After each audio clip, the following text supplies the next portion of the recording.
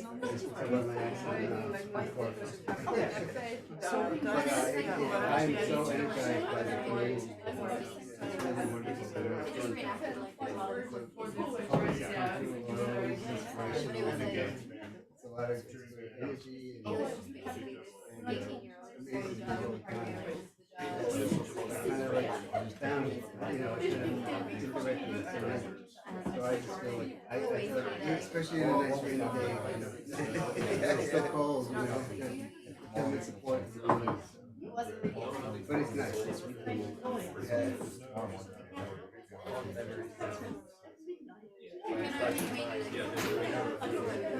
I know, but that in itself is that's going on. How have you been?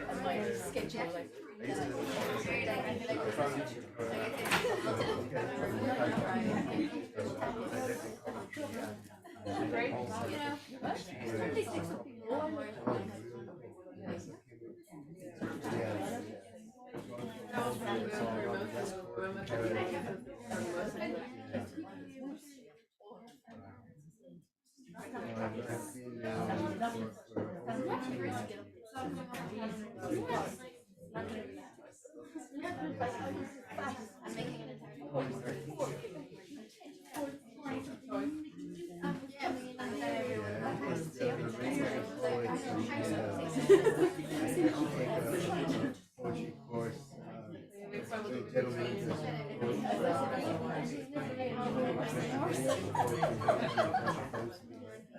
and that is like kind of combines two natures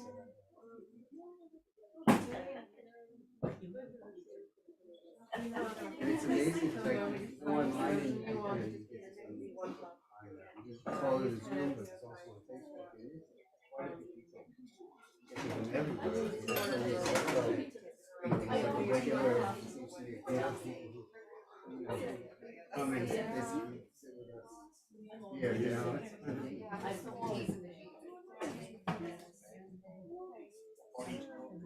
I'm sorry? Oh, I know, it's a longer story. I've been living I'm returning your phone. It's really because of I have this picking up the room primarily until we actually start. So,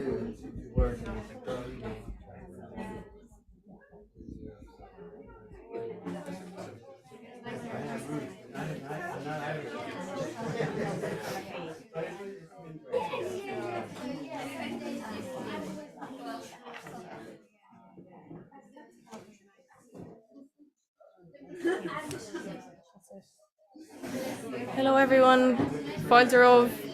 Welcome everyone to the 695th Ovail night. Thanks so much for coming out in the bad weather tonight. It never stops us really, so we appreciate the attendance in person and on Zoom as well if you couldn't make it out tonight.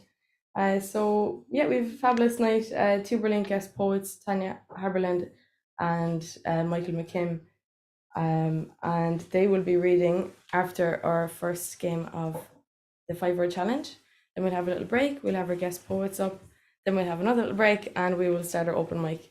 So anyone who's not familiar with the 5-word challenge, I'm going to request any 5 words at all from you now, from the audience and from the audience online, and you will then have some time to write a poem containing those 5 words. If you wish to read it on the mic, you are in with the chance of reading a drink at the bar and a couple of poetry books as well. The judges are also the audience, so I'll be judging it based on your own reaction to each poem. So let's kick ourselves off with our first word. Block. Icing.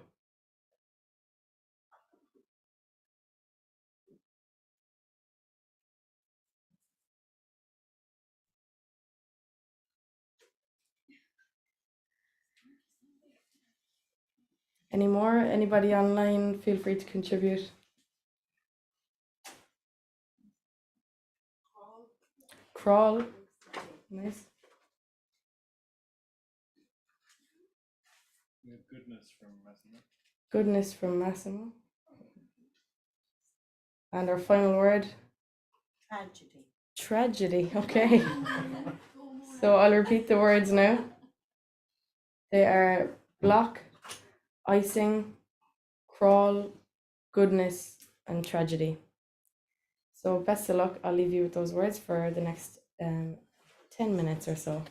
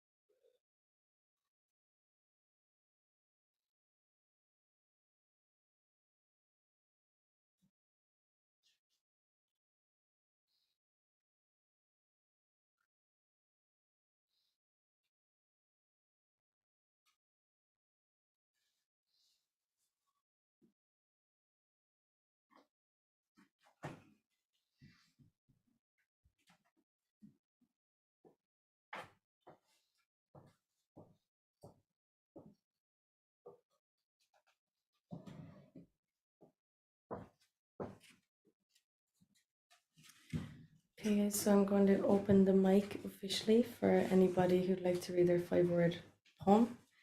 And just before I do, anyone that came in, if you're curious, the words were block, icing, crawl, goodness, and tragedy.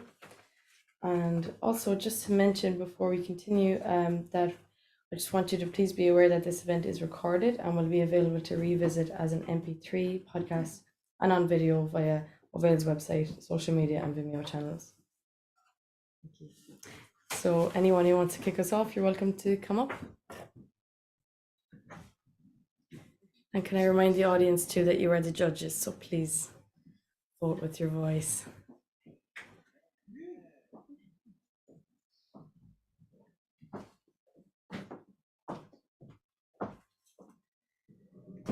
My name is Roxanne, but I think you know that. I don't have a title for this one, but I think you'll get it in the final line. I don't think people perceive enough the power of the block button on social media. Rumors, prejudice, bullying, and bullying crawl through screens and keyboard, melting your peace like icing on a cake left on a windowsill. You become defiant, scared, insecure, more than you could probably already be. Sorry if that sentence doesn't make any sense. What a tragedy. Oh, those wonderful trust issues because of people you've never have and never will meet in person. Or maybe you did actually. They're just hiding under fake names. Ghosting isn't nice, as they told me. It's the act of a coward, as they told me. Blah, blah, blah. Maybe it is. Maybe there's cruelty in it. Maybe I'm not as innocent as I look. But I deserve to sleep at night, to wake up light-hearted, without dark clouds from these memories. Casting a spell to become invisible to some people isn't yet operational, so thank goodness for the block button. Thank you.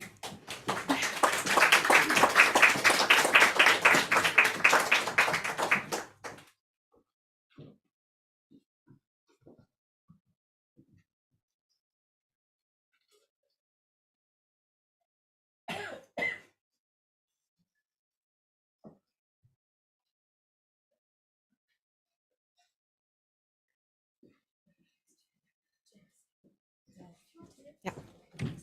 My name is Jen. I call this a dirty article. This is a contact I cannot block. This is my own country. Where once I heard goodness, I read the shock, the tragedy of my sex. Babies buried under fallen women, women given new names and a hiding for straying outside the home, straying from their household duties, of icing birthday cakes for little children born in God-bound marriages. This is the voice in my ear now, my forever contact, my constant ringing. It is the voice of my own country, my place. I crawl here into the margins of a notebook, but see still the words on the page, on their tongues, their power.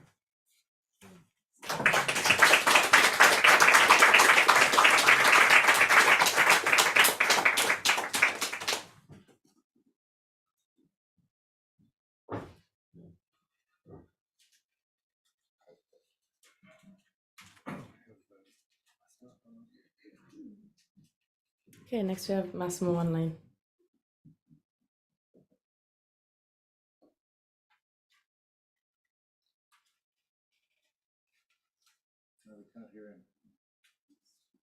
Hello, can you hear me okay? Yeah, now. Oh, wonderful, wonderful. Always an honor to be here. I have a strange gift. Well, actually, it's the gift of not having something. I don't have much of a sweet tooth, just not much of one. Meaning, I don't like chocolate, but I do like peanut butter chocolate. I don't love cake, but I won't argue with a fingerful of icing. When I was young, a friend of mine was frustrated with me, but while she was laying into me, I either wasn't listening or it said something obstinate because she paused and then said, "What do you have, a block of cheese between your ears?" She didn't actually say block, but she did say I had cheese between my ears and phrased it as a question before she stormed off. As flustered as I was by the charged emotion, I remember laughing about it, even right at that moment. She may have took a little longer to find what she said funny. Tolstoy said that there is no greatness where there is not first kindness, goodness, and truth. I said this to my friend, and she said, that's not always true. I didn't have time to create thoughtful crawl spaces for all the words, but that's not really a tragedy. Thank you so much.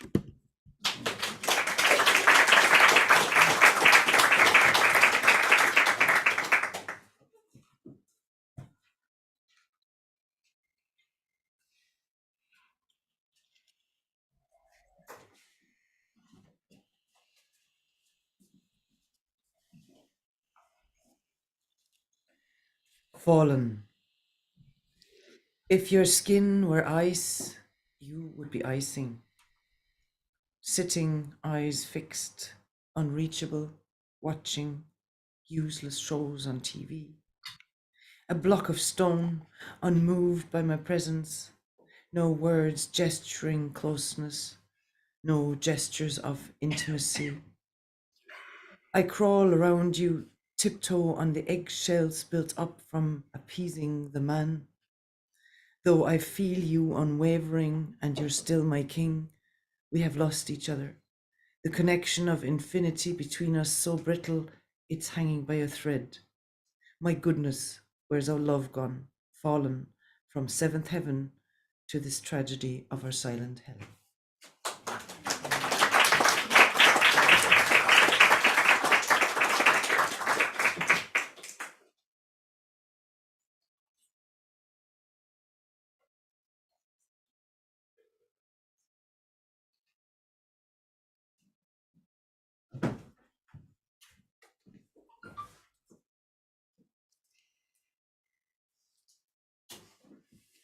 I cannot stop. The endless trawling through these posts are an unfolding tragedy. I crawl through the endless monotony of superhuman gods and goddesses, delighting us with their goodness and perfection. I block the cynical little voice saying, "Really? Is that icing on that cake really made of reconstituted pumpkin gourds?" Yeah, right.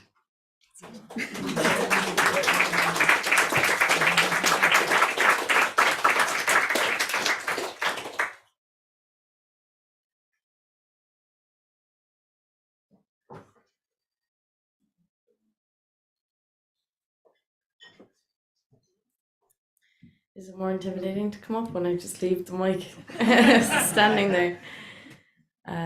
Surely we have a few more there waiting to come up.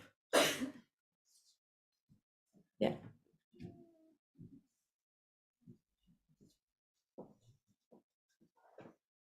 Hi, I'm Julie. No title for this one.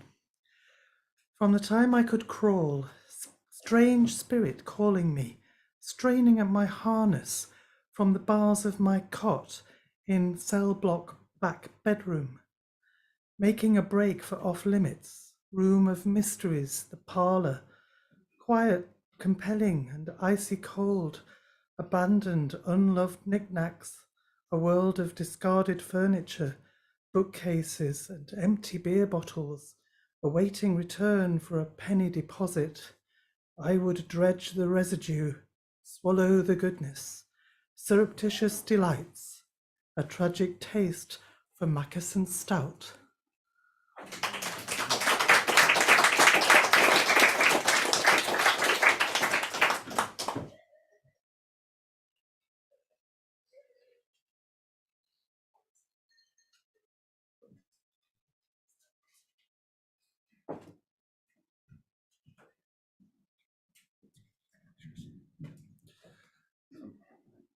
Hi, I'm Jamie.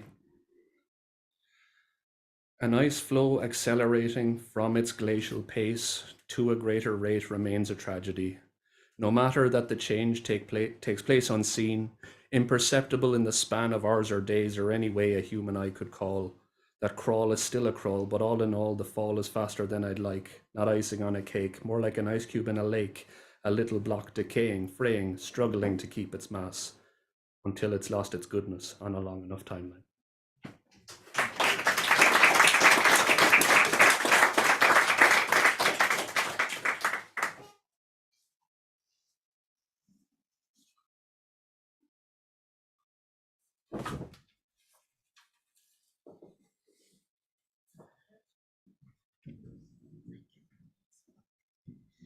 I don't have any title. I crawled through the debris, choking on flying debris. No sense of direction, just lizard-like trying to escape this tragedy that has landed on our town. Missiles ripping through, tearing babies from their mothers' arms, tall buildings, office blocks crashing. No mercy. That comes from our own. Those who have survived, just. Blood spattered, limping, they come and wipe the dust from our eyes. Goodness in theirs. What is it for? What puts the icing on the cake for the winners? Is it how many babies? How many mothers? Fathers? I wonder, will I see my mother again?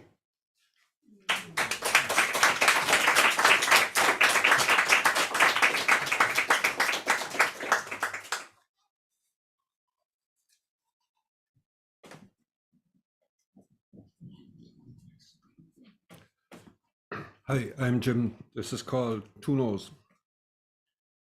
We were slow to emerge to try and block the amendments from the Dáil. Eventually, our sluggish movements increased to a crawl, for these were not really about goodness as portrayed, but a tragedy waiting to be made by courts and barristers legally slicing the fibre of the cake after removing the icing.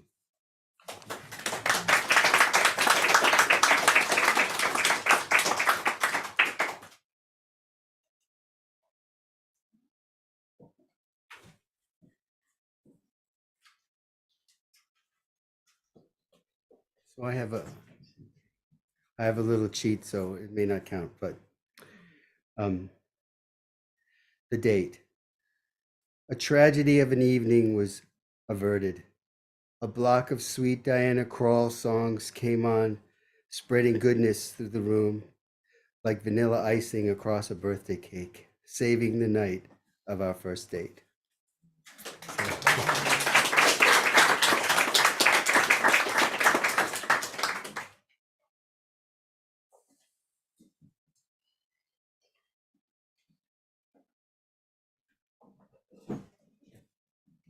I'm Catherine.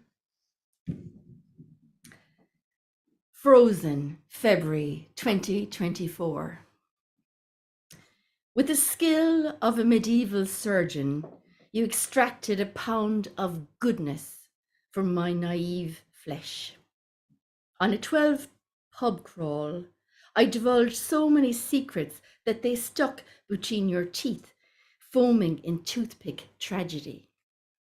After months of paying your rent, friends advised to block. You retaliated by what some call simmering, others ghosting. But for me, it was worse than benching. It was icing. So frozen, I had to let you go. Thank you.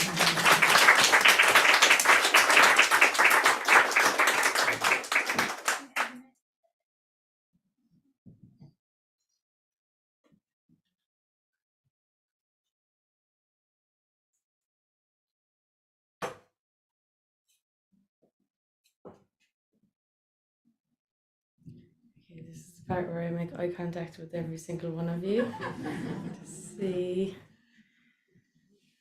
Is there anyone on the fence? Is there anyone sitting next to anybody that's on the fence? I might try something.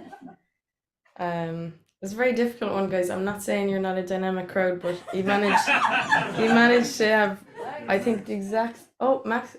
The front. Mags. I thought I said Max. Am I here somewhere? Excuse me. Okay, let's go, Mags. Well, I couldn't get anything. Can you hear me? I couldn't get anything too adventurous, but anyway, I think I was inspired by a German opera. I went to see one to the Schadenfreude. Affront to goodness, it's a tragedy. How I can't block your nightly visit. Crawl through my dreams as you drawl and mock nocturnal cynic's lullaby. Would a therapy doll evict you? Swap a creepy doll for a glossy Barbie. Sugarcoat a magic frosting. Cream a life of buttered vanilla. But in vino nocto veritas, the art of Schadenfreude, of damaged joy, is no match for Freudenfreude, success enjoyed. Perhaps the nightly angst is the rich creative place of art. Perhaps your nightly visit is the spark that swings the swan song from my heart. So.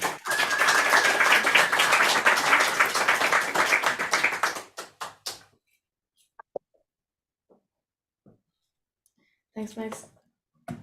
Did Max give anyone else the courage to go? Okay. Yeah, it's quite hard to tell. You kind of gave the exact same decibel applause for every single poem, more or less. So I'm not going to revisit the tapes. There was a poem that was read quite early on, so I was quite impressed at how quickly this person brought it together. So I'm going to give it to Jen, please.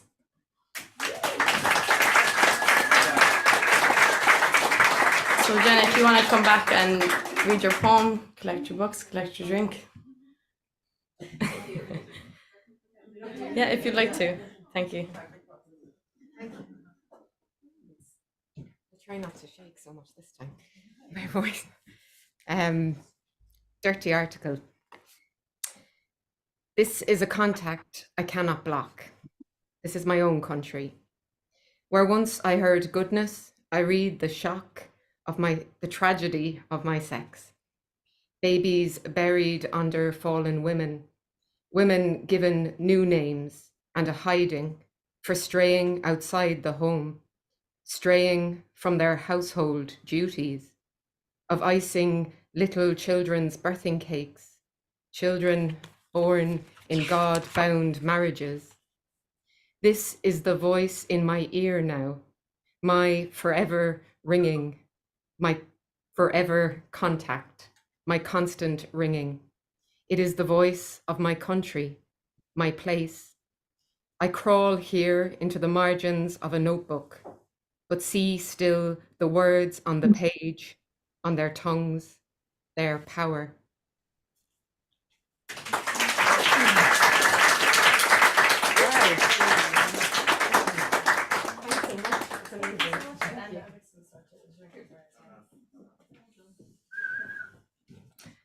Thanks so much, Jen, and congratulations again. That was 13 on the 5-word challenge tonight. Thanks so much to everyone who participated. We are going to take a quick break. We're going to take a little break now before our guest poets. So please enjoy a break. See you soon, about 10 minutes.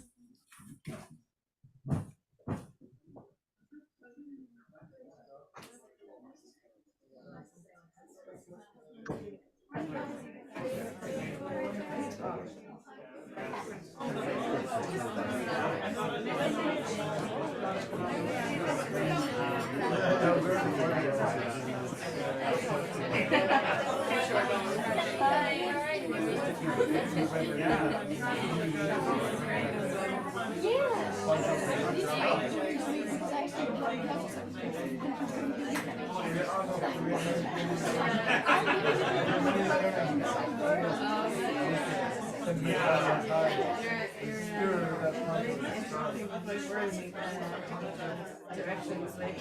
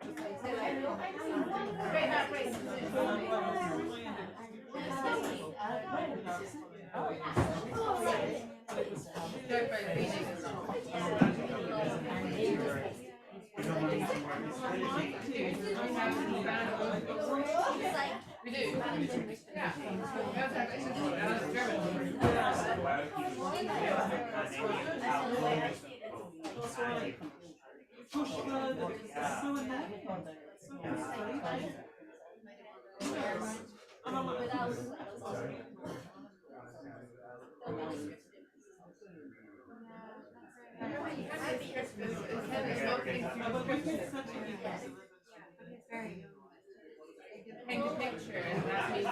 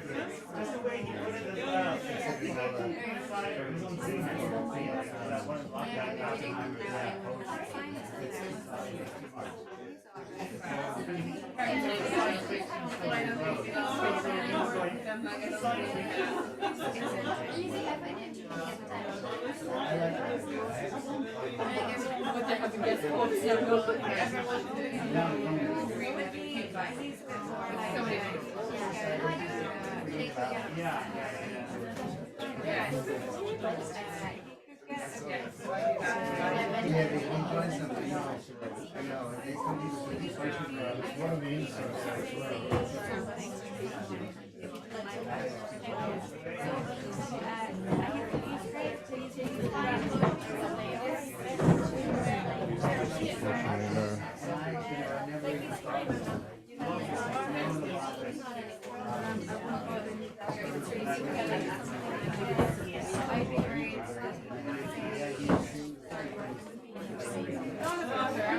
Waiting for someone to call me, that's kind of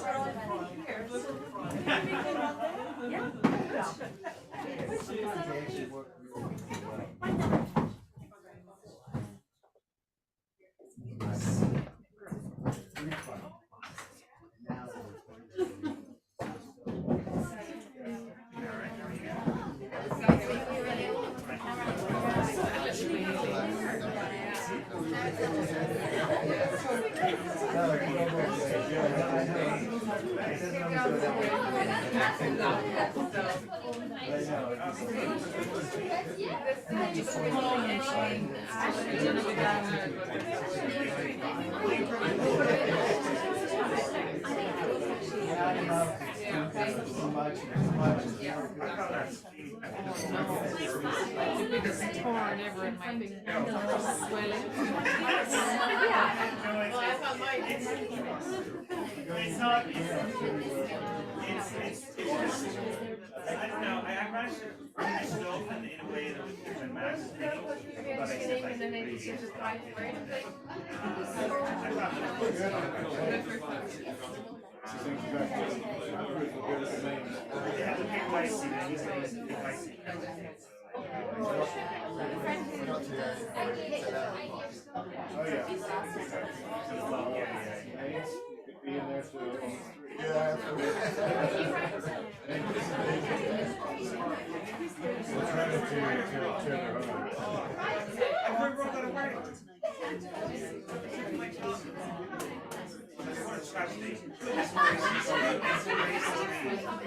goodness gracious, it was like icing on my mouth. It's like my head was, it was like my head was icing, you know, like icing sugar, you know, dust, you know, sweet, sweet, I see the words. You know, you according to ideas, you can go anywhere, you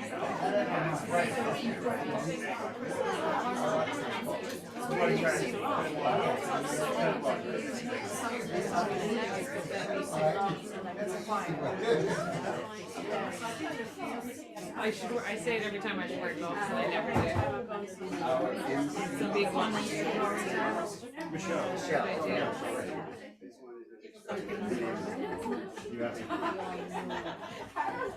I love when I say lean as hands because I feel like less alone. Because I look at mine and I look at other people's hands. And then I see hers.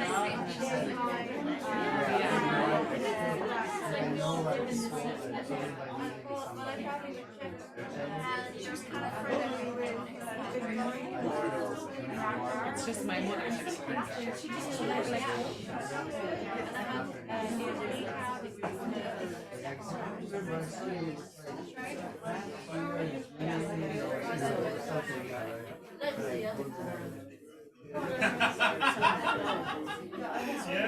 it's a whole garment.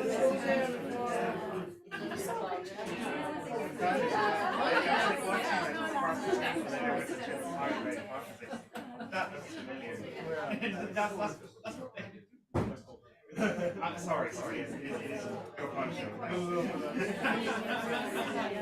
know, yes, yeah.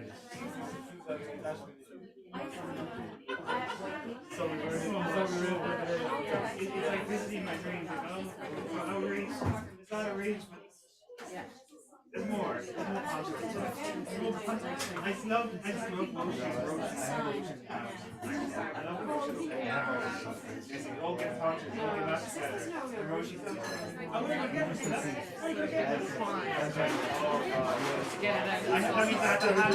I had the handout. They were on the service.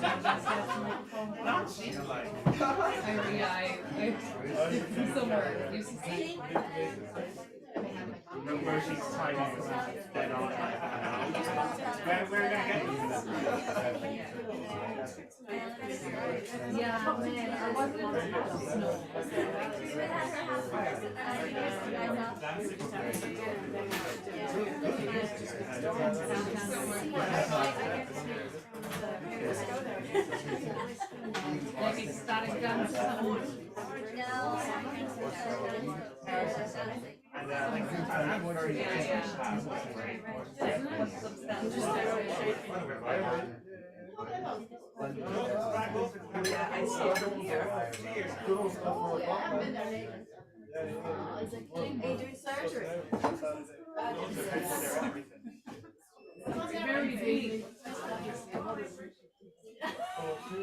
It's like no actually, kids at home, they have to do this once. Really? You need somebody with big nails. Like, okay. Just out of college. Have you got more compassion than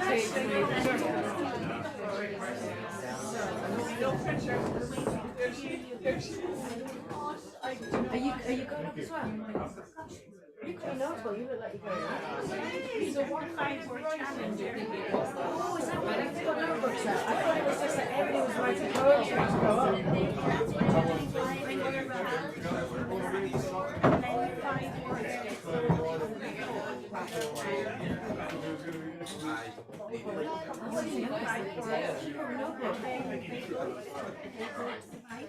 And there's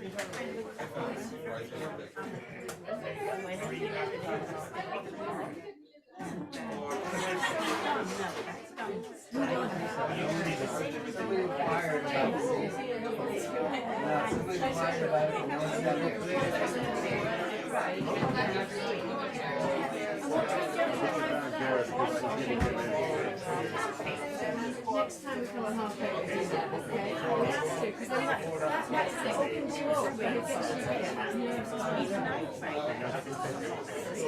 just write based on the 5 words that they think. And do people write their separate lines or just themselves? I love that. That is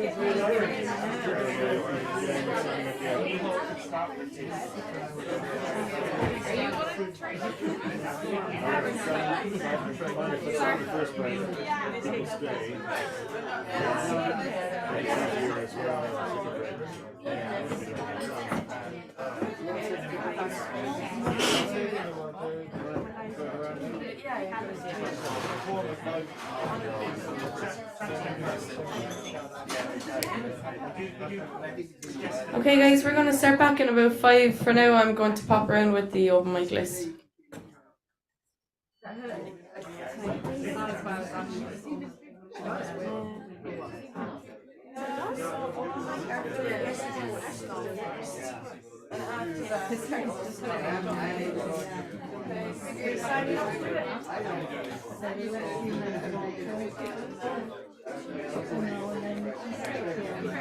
Yeah, exactly.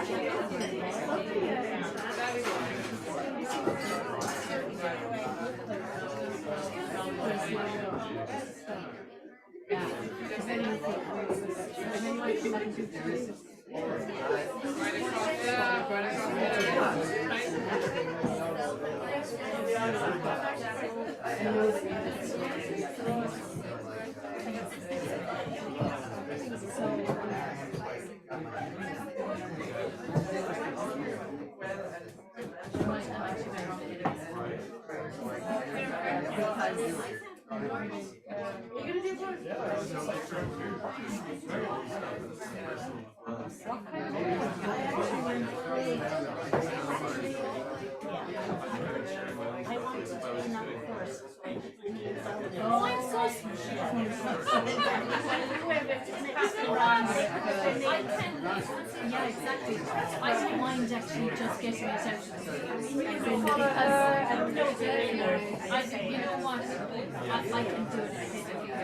I feel like if I see read a poem or say a poem that you say, I'm not going to I'm just going to read a poem because I just don't know no, not at all.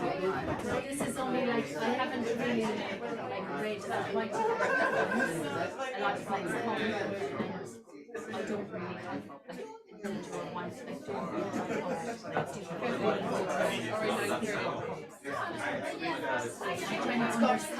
I'm trying to understand. I guess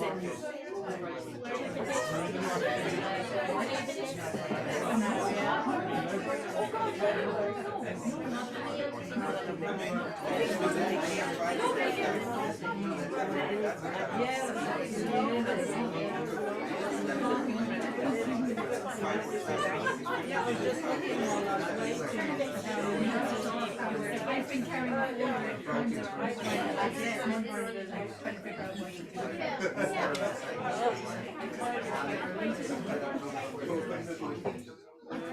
Where are you?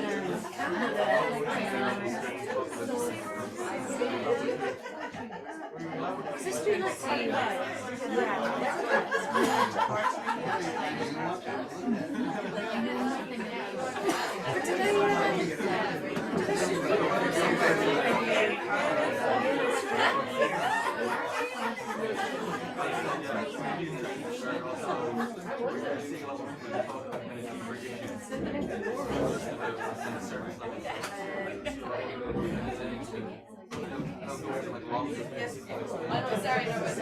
I see you doing it. Well, if you just want to watch it, you can watch it on our website streaming. Or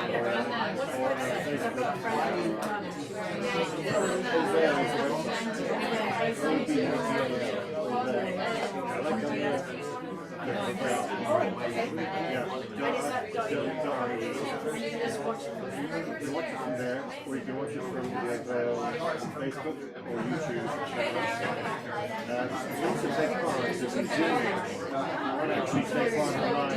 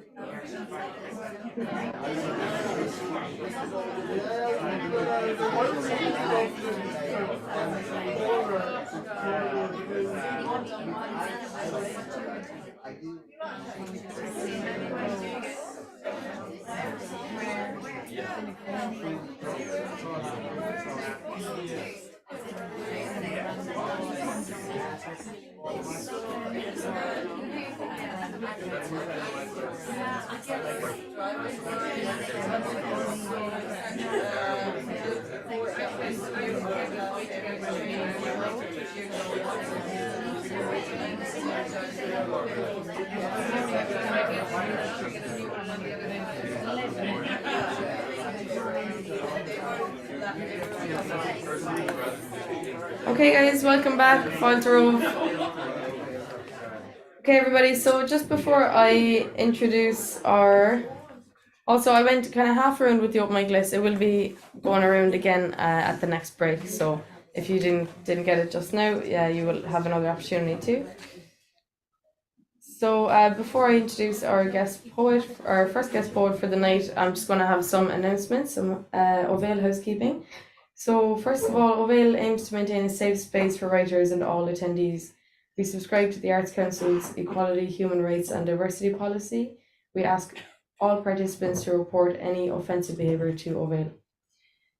The last chance to send in your 5-word challenge poems written since April 2023 to submissions@ovale.ie to be considered for possible inclusion in the 5-word volume 17 anthology, which will be launched here on Monday the 8th of April, very soon. So if you have any that you wrote during the year, regardless of if they were winners or not, you're very welcome to submit them to be possibly included. Why are we drove to the car to get the stuff?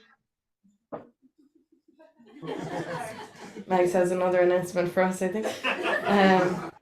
So also please be aware again that this event is recorded and will be available to revisit as an MP3 podcast.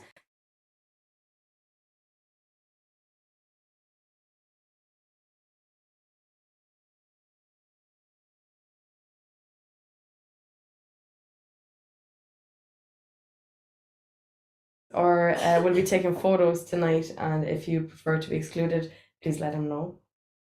For our next event on the Monday the 8th of April, it is Ovale's 17th anniversary event. Cute. 17 is a boisterous age. I think it's going to be a roundy one. So this event will feature the winners and shortlisted poems from the 5-word international poetry competition, along with contributors to the 5-word volume 17. And the open mic will be dedicated to other poets' poetry.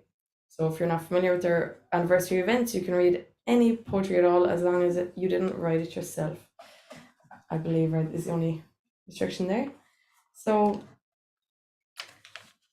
now I'm going to introduce our first guest poet who will be joining us live from, where is Tania at the moment again? Mauritius. Tania Haberland is a tri-national poet, German, South African and Mauritian. She's a body worker, biophile, is a hybrid of a Hamburg sailor and a Mauritian artist, born in Africa, raised in Arabia, miseducated in America and matured in Europe. She publishes, performs and exhibits her poetry in multimedia collaborations across the globe. She lives in Italia and Mauritius, where she teaches, writes, sings and creates with water as her element of connection to this world. Her first collection, Hyphen, won the 2010 Ingrid Jonker Prize. Her second collection, Water Flame, Fiamma d'Aqua, was published by Mealgrew Editions in 2019. She also co-edits for the bilingual eco-poet Virtua column for Poetry Therapy Italia. And her Instagram, why not give you her handle now as well, is at the Technology Offenderness. Okay, so please welcome now Tania Haberland.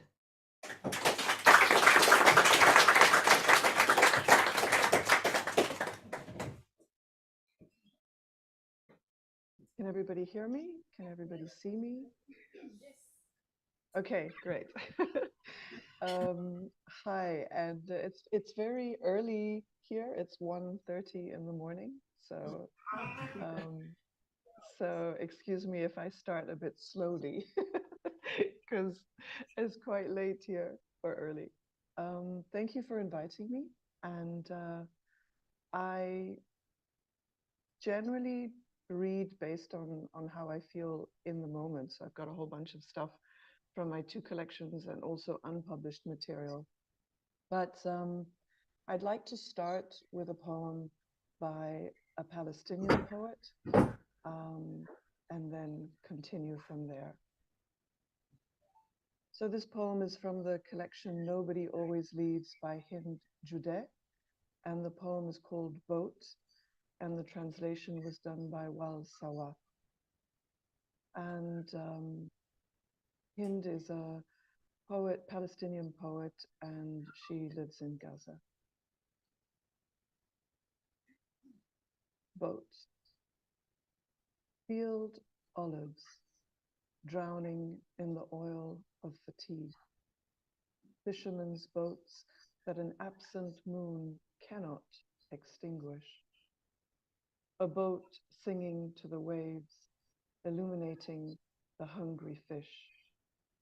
The love of my heart, who falls asleep while hungry and wakes up to the lisp of the morning rooster and claws its morsels between the noise of steps which are burdened.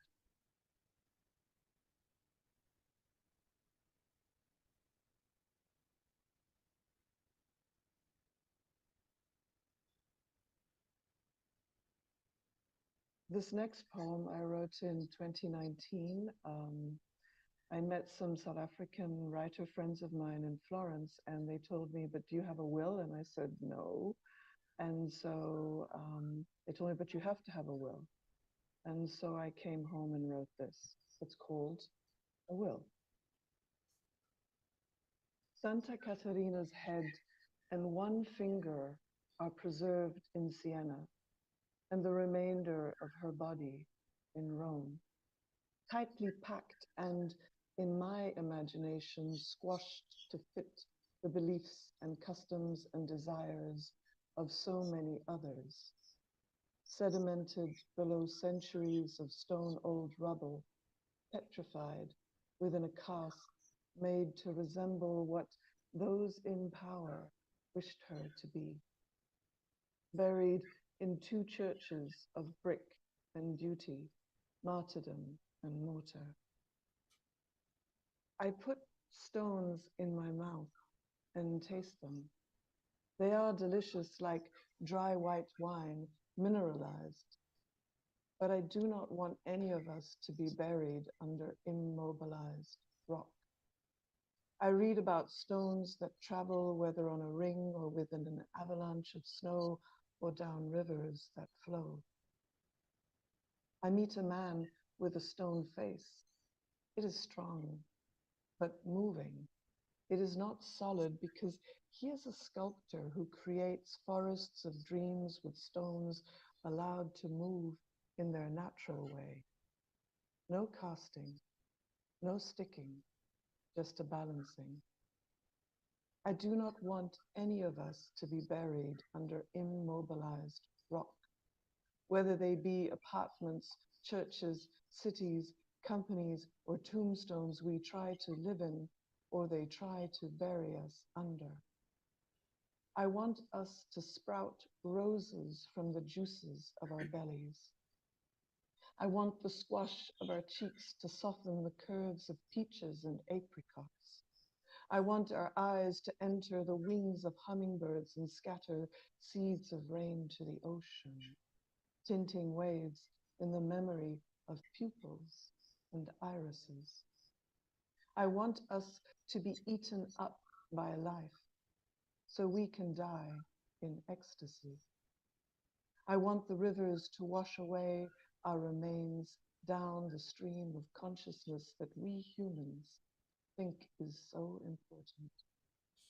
And I want our flesh to be pounded by rocks the rivers make our bodies meet, pounded into thin powder, sandy flour, to bake in the sun and feed more life on the crisp, golden-edged dough of our skins and the soft, moist warmth of our flesh.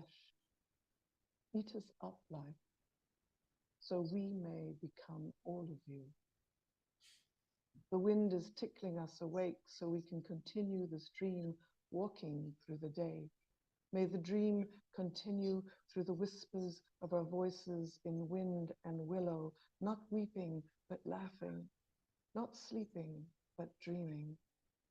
I want the crushed blood of our bruises to be extracted into grapes of wine to drunken the soil and hummingbirds.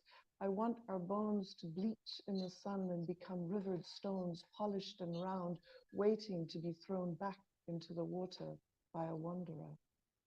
I want the tips of our nose to be echoed in the ridge of mountains, and the crests of waves to be our nipples when they enter waters cold, and the fall of our hair to be sung in the cascades of hidden lakes. I want us to be this forest and river forever and ever, and for the bodies of our beloveds to join us here too, and all the bodies of those we know and don't know, to love the wild call of nature, beauty beating in our hearts and below our feet, calling us to live and die and live and die and live and die and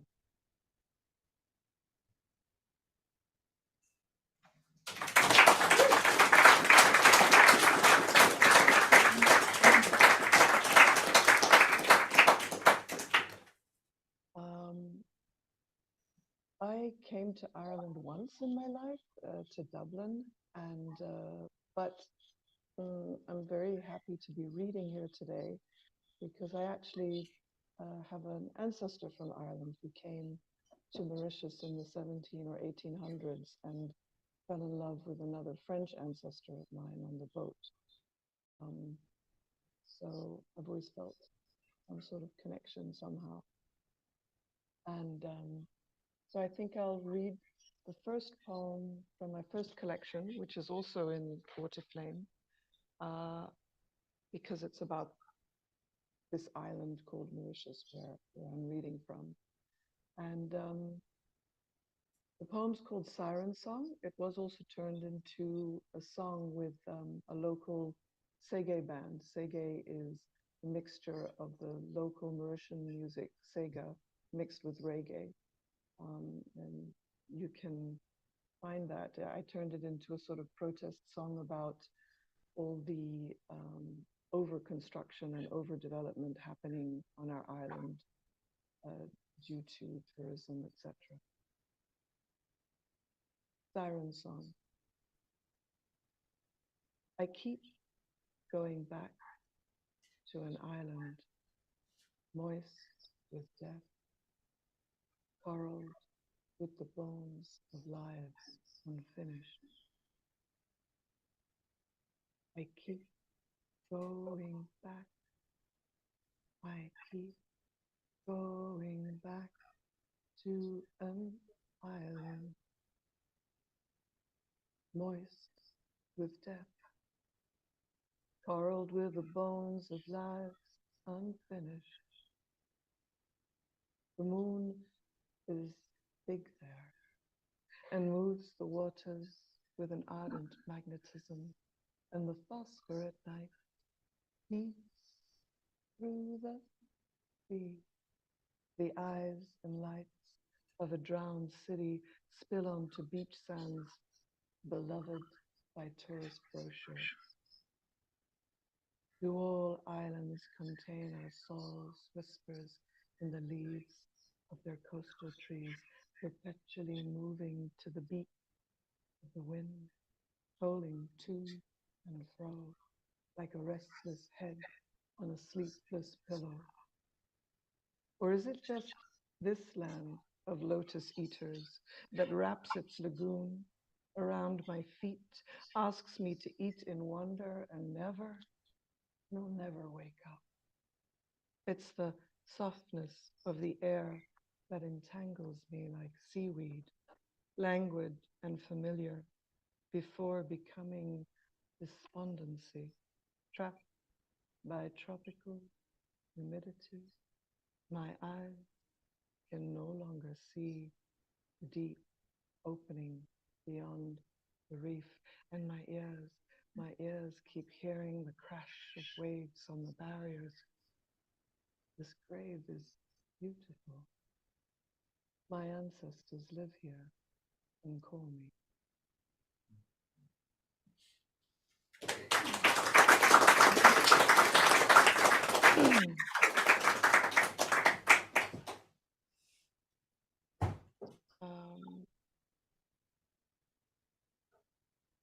And thank you.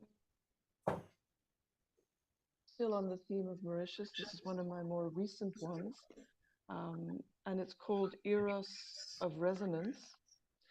And Eros of Resonance is a term coined by a writer called Dina Metzger, and it just really evoked something in me, and I wrote this.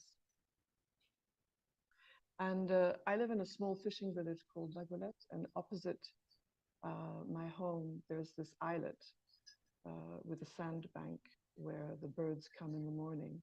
On one side, it's Club Tropicana for, you know, tourists and stuff. And then on the side that's closer to the shore of the main island, it's super quiet, especially in the mornings. And I go there quite often, either walking at low tide or with my sup and my dogs as well. And it's a very special place to my heart. We also, as a village, managed to save it from a hotel development many years ago. So this is for Lilo Benizie. When I place my head, bow it down into the sandbank of an islet, rough kiss of crushed coral against my cheek. My nostrils fill up with fumes of ocean, musky and pungent, like rubbing the insides of a shell against my lips to taste the deliciousness of slight decay. When I walk across a garden to meet the sun setting on the water before me, and a frangipani flower calls my eyes to embrace her, the blossom is already unstuck from its stem and will fall to the ground soon.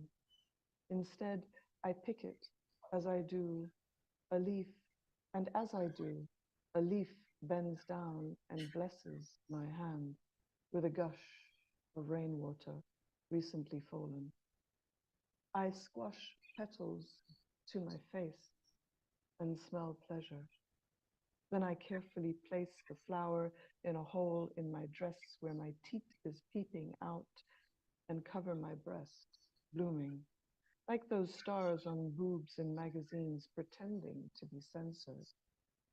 But this nipple jewel is alive with sense-based possibility, and the flower lends her beauty to me, making my bosom feel sensually satisfying and satisfied at the same time, ready to revere the decanting dusks of pink, purple, crimson, blue, budding, magical delight, resonant, like when I press my lips to the ocean to kiss the light of the moon.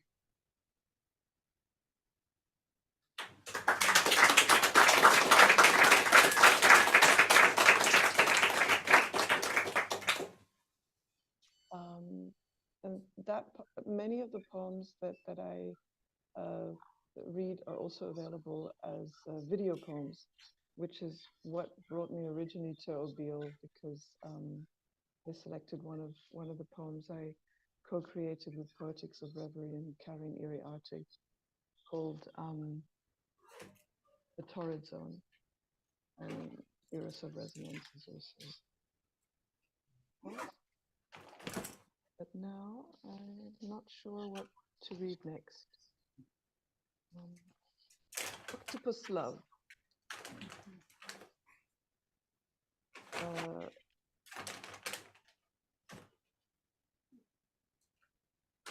I read that the octopus, it has 8 arms, 3 hearts, and a plan. When I read that, I was like, okay, that's kind of cool. So, and I like octopi. Octopus sky and octopus sea, purple, blue, and bruised, punched by rain, ready to be plucked like an overripe plum from the view of my window and smeared onto this page. The ink of my pen is dyed with the purple, blue, and bruised pain of a land, sea, and sky lost in captivity, barren of wilderness, flooded by toxic waste, greed, and ambitions pouring down, plummeting, pummeling the air we can't breathe, into flesh, purple, blue, and bruised, like a fisherman catching and smashing an octopus on the rocks, beat dead into tenderized meat, purple, blue, and bruised. Sometimes humans do this to other humans too.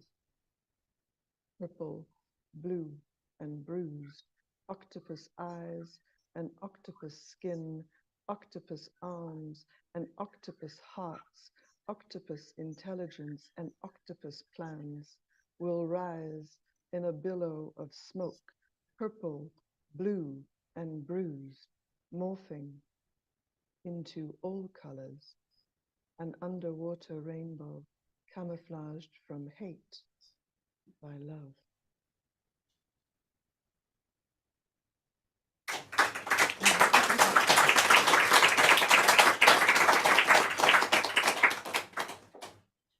And I think I have time for one more, is that right?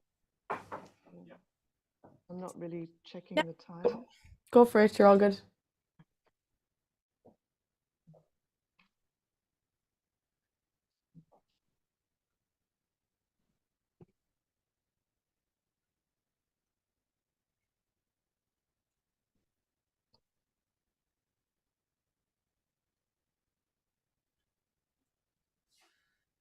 Murmurations to kindle humankind kindness.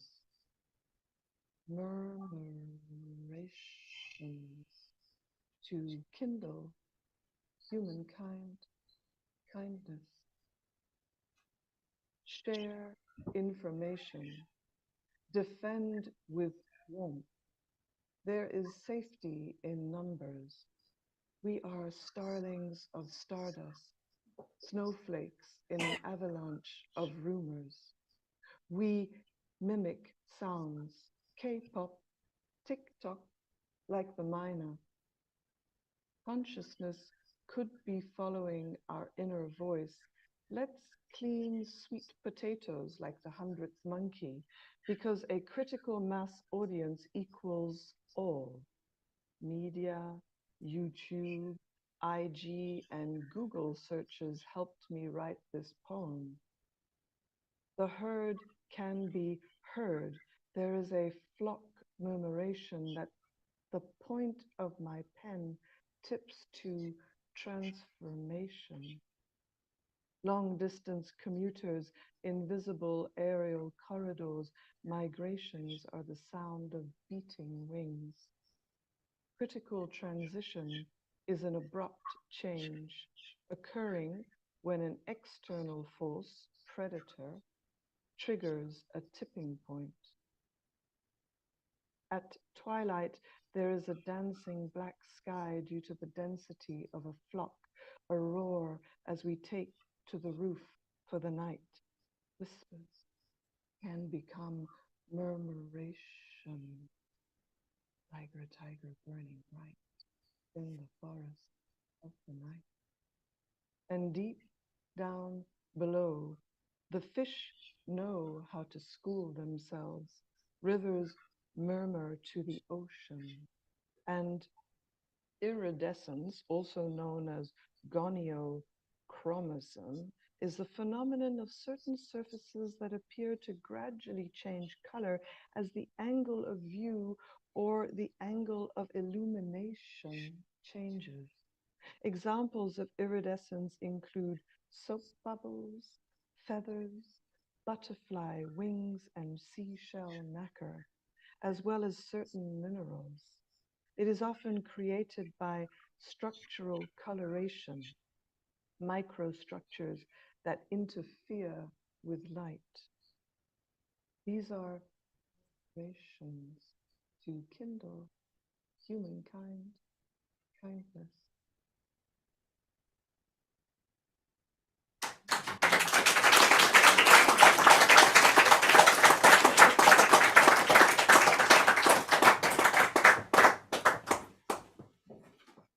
Thank you so much, Gurmila Margaret, Tania Haberland. That was really beautiful. And thanks so much for staying up so late to join us tonight. We really appreciate that. I'm curious because it doesn't say in your bio, and we have some poetry filmmakers in the room. Could you tell us where to find those works if they're available? Yeah, some of them are available on my Instagram, which is Technology of Tenderness, not Fenderness. But that's fine. And then I can pop in the group chat the Vimeo and YouTube channels if you like. Great. So I'll do that. I'll find it online now because I don't have it off the top of my head. Brilliant. Thank you so much. That's much appreciated. So can we get a round of applause again, please, for Tania Haberland?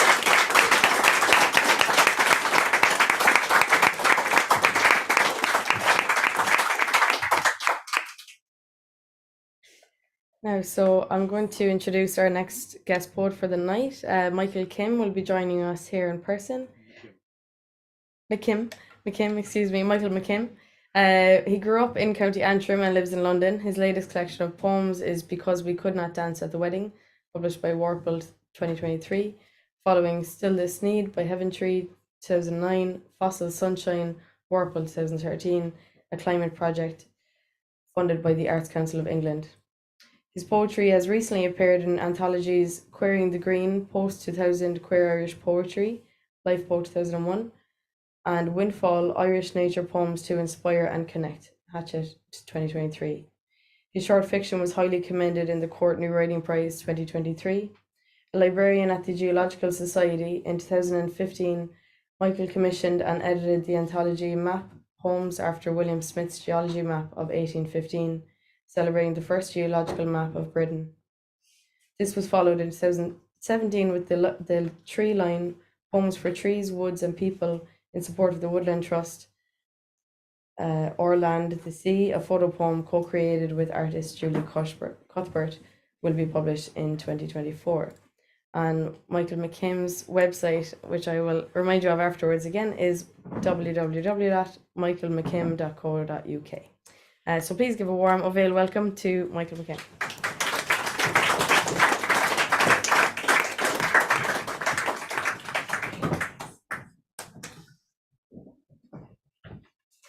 Thank you, Michelle. Thank you. It's a pleasure to be here. I read here first in 2009, and it's great to be back in Cork City. We've been having a few days exploring, and it's a pleasure and honor to read with Tania as well. Even though it is getting on in the evening, I'm going to start with a good morning poem. Obad. Sometimes when we wake and stir and turn and sleep again, rolled up like a carpet, there will be a rhythm coming through the deep, the tapping of your toe upon the curled back of my feet. A tapping I will waken to a code with a dozed hand that's reached across your chest by matching with my thumb your dancing, dreamy notes. So you'll beat then a tap, tap, tap, like a woodpecker would on my soul's gnarled wood, which I mimic in our practiced way, before I play across your front, a tappity by-run flick, which your toes kick out quick. No matter how long we've improvised, this irregular, attuned surprise, this gentle sesh, this jam, I never know what rhyme you'll send, what restless telegram to say, are you now ready for the day? I'll be reading poems from this collection, Because We Could Not Dance at the Wedding. It's a book of love poems. It tells the story of my relationship with my partner, Zach, over 2 decades. And it's sort of told pretty much in chronological order. And the first poem is about falling in love. Love poem with Goshawk. It startled from behind a bank of earth. Bird shock black against twilight's burn. Then unmistakable by its low pendulating glide between Scots pine. Under feathers like a shingle beach. Those fizzing orange feet. The something other. The queer fella. The shy and skulky. The beautiful. The where have you been all my life? The nobleman. The sky dancer. The totem of the air. The breathy gosh. And the title poem, Because We Could Not Dance at the Wedding, was written after Zach and I went to a wedding for the first time together. It was a teetotal Scottish Presbyterian affair. So, because we could not dance at the wedding, a ceilidh designed for men and women, not the usual disco in the dark. The second you've one foot into the hushed hotel room, I take your right hand in my left, place my other on your waist, and we move, slowly, a waltz, 3 short steps between the bed and wardrobe, a crisp turn past the television. I've got you, you've got me. Within a minute we work our way up to a bebop, clumsy in the bathroom, out again to the chest of drawers. Such a room you couldn't swing a cat in, but you swing me and I laugh like tin pipes. If they could see us now, half cut on smoky yard beg, exhausted, staggering, my love, we'd cause a sober brawl, all right. Earlier today I saw you from below, as if through all the hymns and speeches I was buried, grounded, my limbs constricted. But now I'm level-headed with your head, your waltzing eyes, your smile, your breathing slow, deep, keeping time. I have always believed in a God who dances.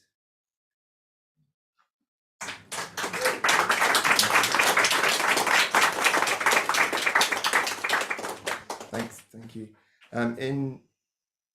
Eventually we did dance at our own wedding, and we live in England, and in 2011 we had a civil partnership, and in 2015 in England the law changed and they introduced gay marriage, and you're able to convert your civil partnership into marriage, and this poem is about that.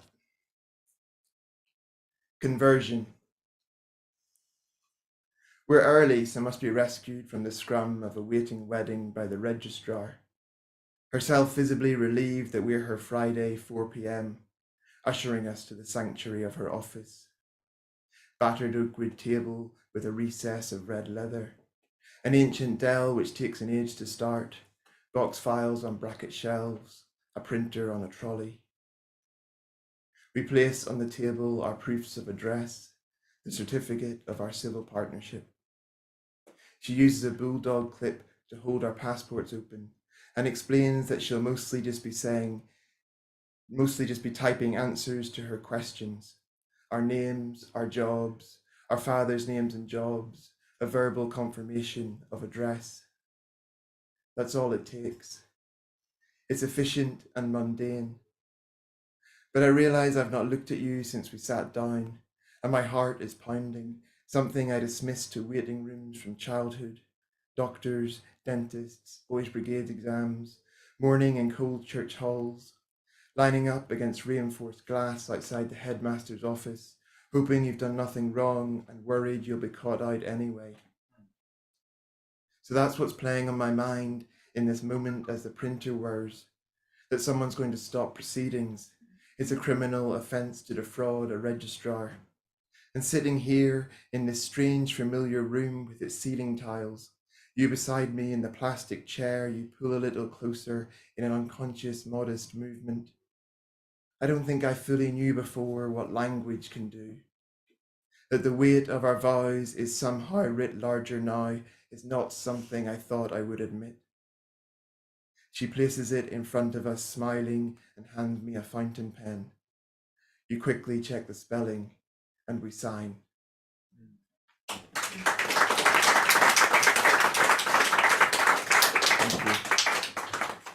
As well as being love poems to a person, this book also sort of love poems to a community, to my neighbourhood where I live in East London. A lot of my poems, they take inspiration from what I see out the window of our flat or when I'm on the bus. There's a sequence which is poems that I've written when I was looking out the kitchen window doing the dishes, and I'll read some of these. Our flat looks out at a row of almshouse cottages, and the almshouse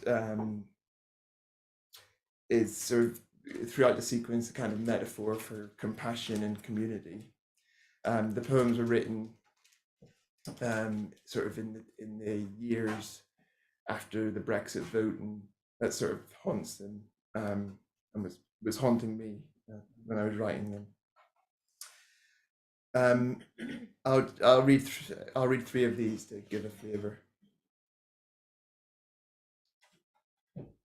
To look at the world and pause it once each day, to hold it like this brightening Sunday morning, just back from the pool and catching up on dishes, my hands cracked and dried, turning the sponge in a glass and glancing up to see the oldest lady from the almshouse with her son, moving slow on her stick, huge yellow hat the trumpet of a daffodil, her son with her hand hooked in his arm, her mouth moving, she's chatting to him, all the way down the path, through the gate, into the car, and smiling up as he puts his hand upon her head the way a policeman might, and the car slowly, safely pulls away. 2. The window has made me late again. Big crow on the satellite dish beating south from the almshouse. Wet morning in May, the sky tall and white. Tree blossom all over the road. Cars sluicing like Velcro. Man on the radio saying, I am of Windrush, no regrets. I came from Windrush, no regrets. And all of these people I know so well. Man in a blazer with red handkerchief. Twin boys with umbrellas webbed with Spider-Man. The mum and little girl always running late, always smiling. The TA in his oversized suit, head down, barely out of school himself. Cute guy whose head is swinging through his earphones. The girls who talk behind their hands because everything is crack up funny. All these people who've left whatever homes they have this morning, heading out into the rain. The heat wave has broken momentarily. Breeze through the kitchen window. Thin chalk of distant clouds, but still no rain. The stripped lilac is bent and brown. The roses sag burnt pink. The light of the almshouse walls is sharp as sulphur.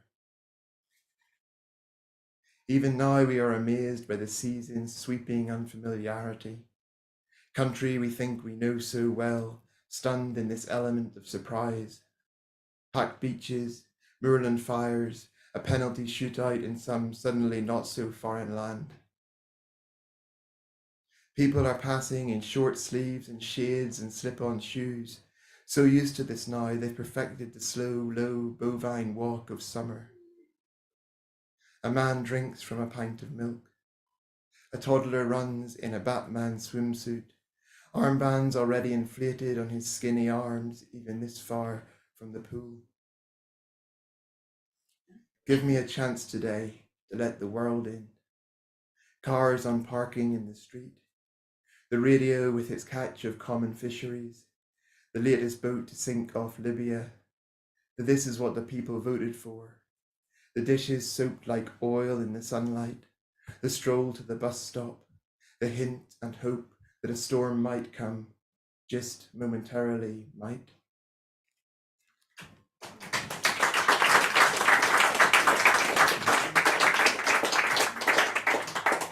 Thank you. Zach, do you mind if I get that water? Cheers.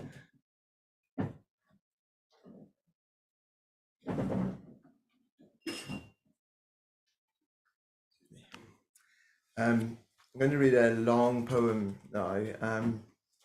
In 2020, at the beginning of the COVID lockdown, I was invited to contribute to a project called Arrival at Elsewhere.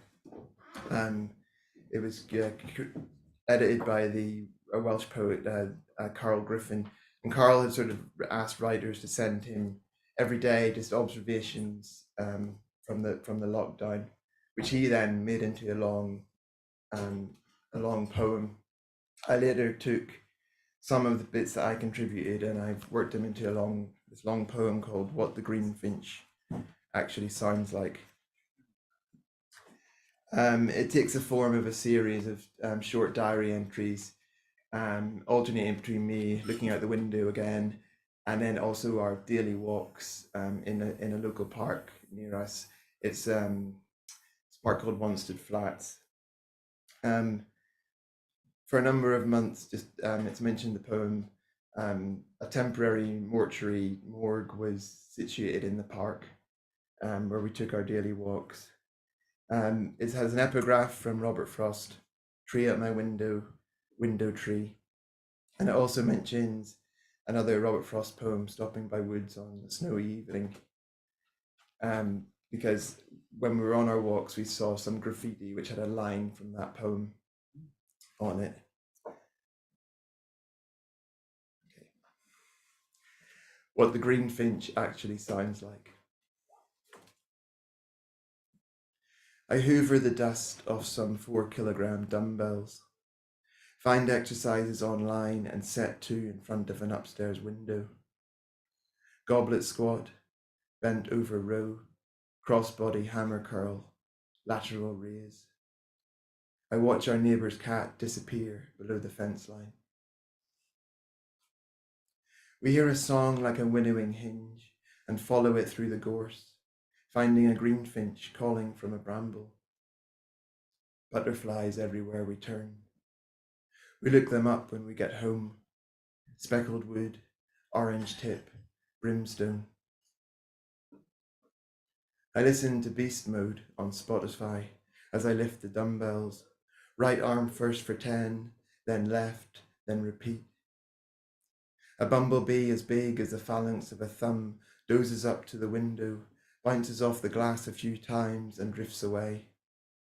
The horse chestnut has electric neon leaves. We come across a swathe still reeling from the grass fire 2 years back, black, tormented, clawing at the sky. I begin to collect favourite trees, the oak in bush wood that sits alone where 3 paths meet, its branches low and long and scoring the air like lightning. Bicep curl, overhead press, small movements in the horse chestnut flick to the fence, a wren no bigger than a walnut, tail like a shoehorn in the heel of a clog, its irrefutable song spinning out across the gardens. A daily needling that I should feel luckier or sadder or more afraid. I dream an indoor swimming pool filled by a melting glacier and wake with what I guess you'd call survivor's guilt. How still the pool must be now. To paraphrase Robert Hass, maybe you need to write a poem about guilt. Looping west round shoulder of Mutton Pond to gobby birdsong, flustered leaves and shadows darting across the path. Black caps. We study them through binoculars, their scuffed punk hairdos like they've also taken the clippers to themselves. Horse chestnut flowers blow in through the window and land at my feet as I lift the weights. A fine, sweet scent, white petals with pink swirls like raspberry ripple. Maybe you need to write a poem about gratitude. What the greenfinch actually sounds like is a single cicada placed deep in a tree, its hot rattling rasp slowed and elongated to a creaking purr.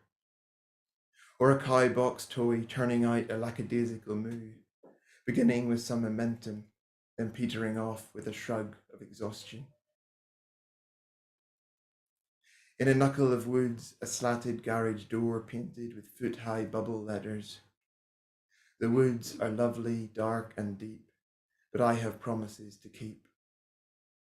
I go through nettles and Spanish bluebells to take a photo. Miles to go before we sleep.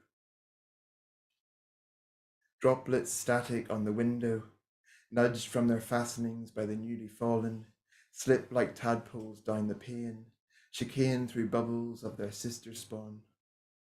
A crow glosses the chimney tops. The world is more silent than ever in this cocoon of cloud and water.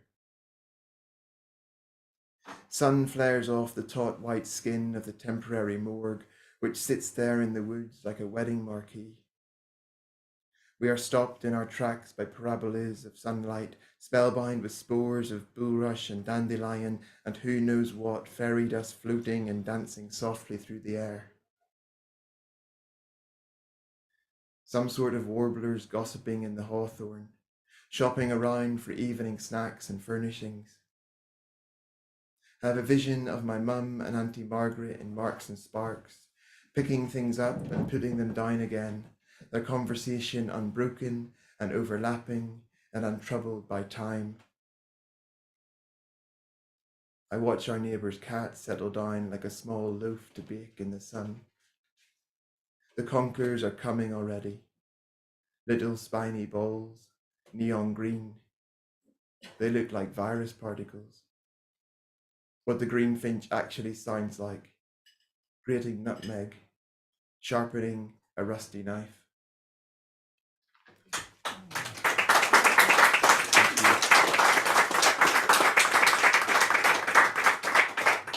Thank you. And I'm going to finish with a poem which Paul Casey first published in the Twin Skies anthology, which was the anthology to celebrate the Coventry-Cork partnership, which was the reason I first read here in 2009, because I was living in Coventry at the time. This poem, it's about a lot of things. It's about endurance and pride and community, and it's also about daffodils. Thank you very much for listening, and I'll finish with this. Daffodils. The council, in its frugal, simple stealth, planted them last autumn. Those green and high-vis volunteers pushing little minds into leaf-flat mud. And now, as if a switch was flicked, they've detonated all over roundabouts, along the sides of roads, on brick-raised strips of grass that cushion the estates. Blocks and bands and concertinas, yin and yang and shooting stars, trailblazers brightening the feet of lampposts. There to catch the winter-weary, cold-bus window eye with the joyful, wild and singular announcement, this is spring. Flooding like a river through the churchyard, thick as a wheat field in West Ham Park. Snow survivors reaching heads up to the trees with a raucous, here we are, we made it, please make room. We are the sunshine fallen from the sky.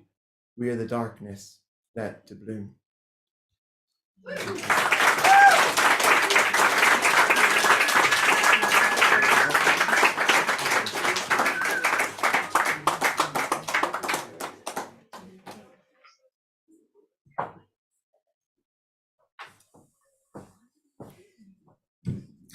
Thank you so much, Michael. I think you might have some books with you for sale tonight. It's really nice. Which ones have you brought? Brilliant. Okay. So Michael will have those available. We might pop them up here if you want to get them out during the break. And it's lovely. We have a lot of poets who contributed to the Cork Coventry Twin Cities Exchange. So it was really nice having the first visitor of that exchange join us tonight. Really, really nice. Come full circle. So we're going to take another short break before the open mic. I'm going to leave the open mic sign up sheet up here. So feel free to sign yourself up, and we'll see you there in about 10 minutes. Thank you.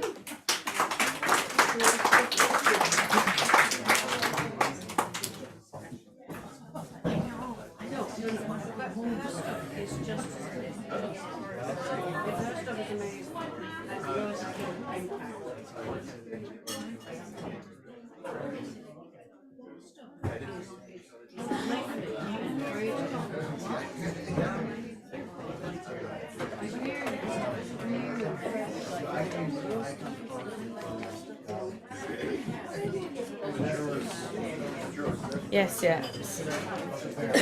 Thanks.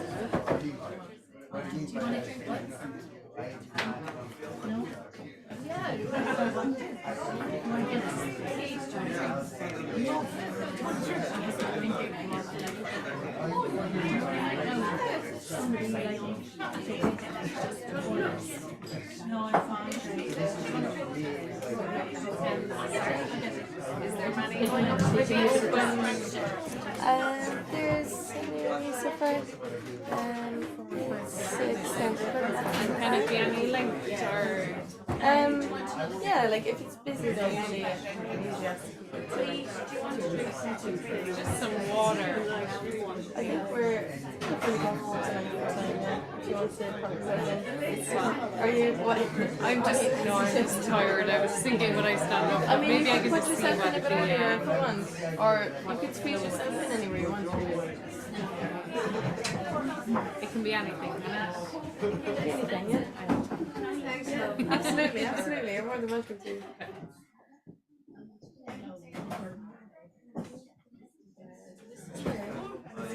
Oh, Laura says she can see us all on the video. 4, 5, 6. Okay, I'll bring you and Nora watching the video. I will, yeah. And we go shortly after that. Oh, yes, indeed. Where are you, Mona? Oh, you're number 1 as far as I can see. I'll go before you. I'll go before you. So. I don't want to be first. I'll be first. I don't care. Mona. Will you go second? If I have to. Well, I don't want to. Catherine, Ashley, has her name there, and she will before me as well. Oh, okay. Okay. Okay, I'll go. You pass the baton on. I'll start. What, you going to read something? Yeah. So we'll have to come alive then.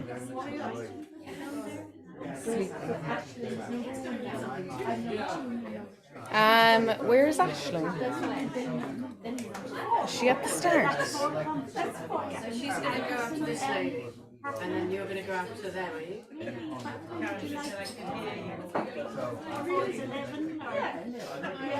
No, Aisling's first. Aisling's first. Okay, I'll go after her. Okay.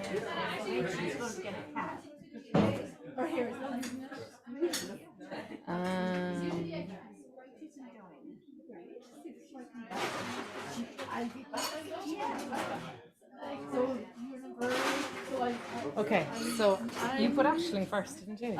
Aisling's first. And I'm going next. Yeah?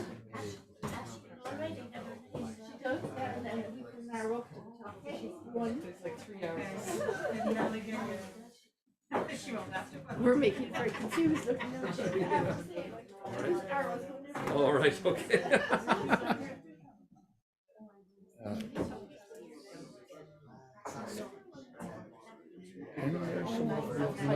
Sorry, sure, no worries.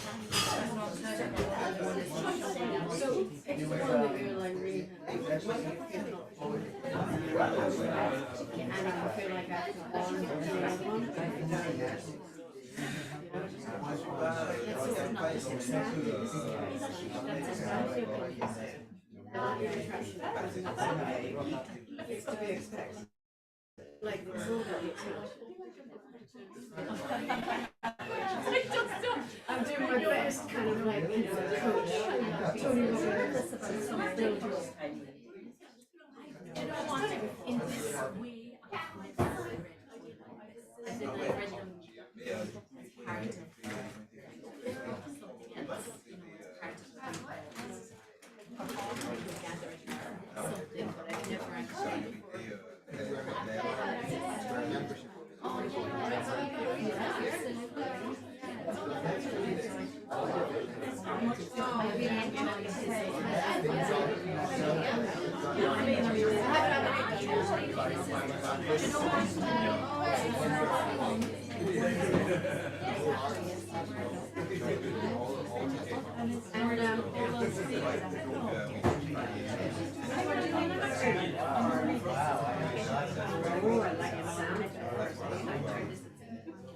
And is it long?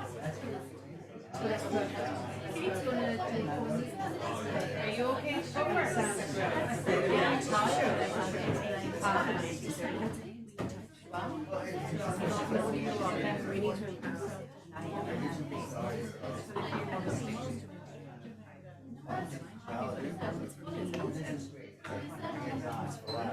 yours. It's actually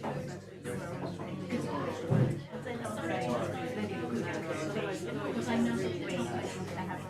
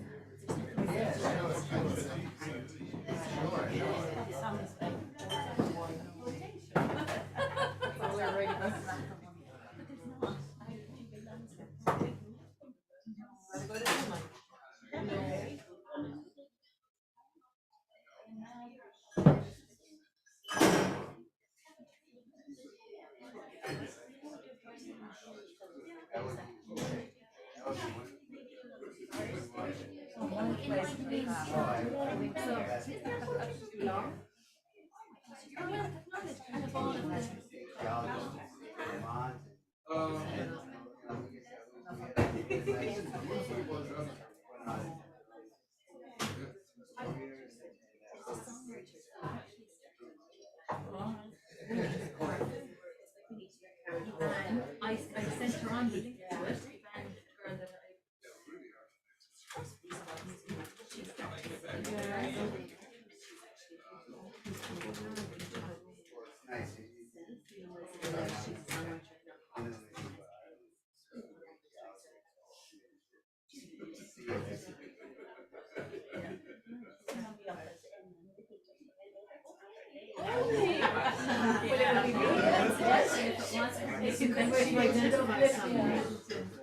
So Emma runs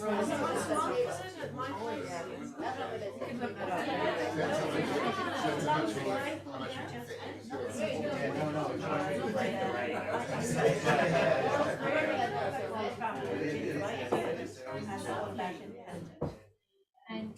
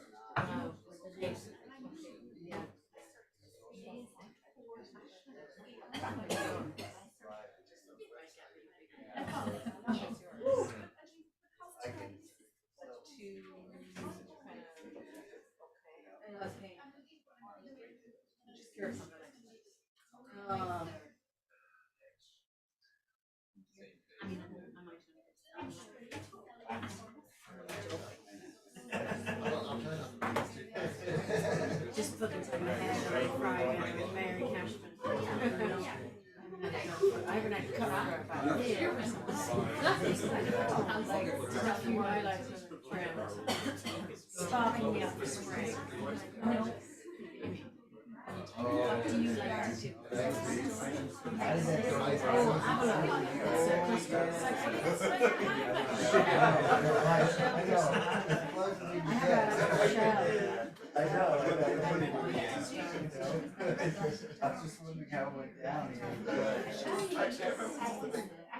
Yes.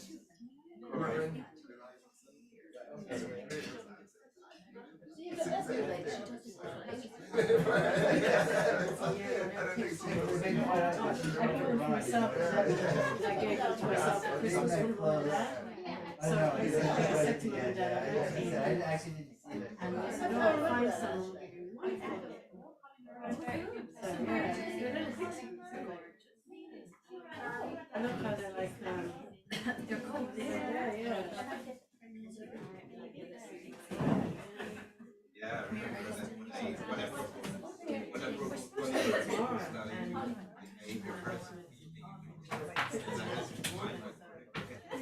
I'm in two minds what would happen.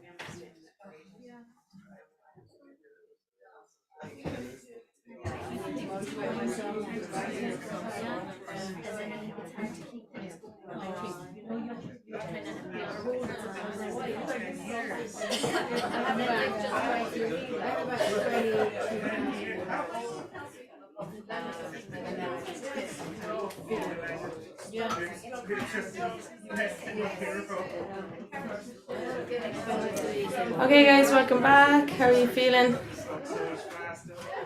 How's everybody feeling? Can I get some adjectives to describe the audience tonight? Yeah, how, you know, what's the vibe? Alert. Okay. We got alert down the very back of the room there. Anyway, that's good. A good sign. Buzzing. Alert and buzzing. Okay. Good. A good start to the open mic.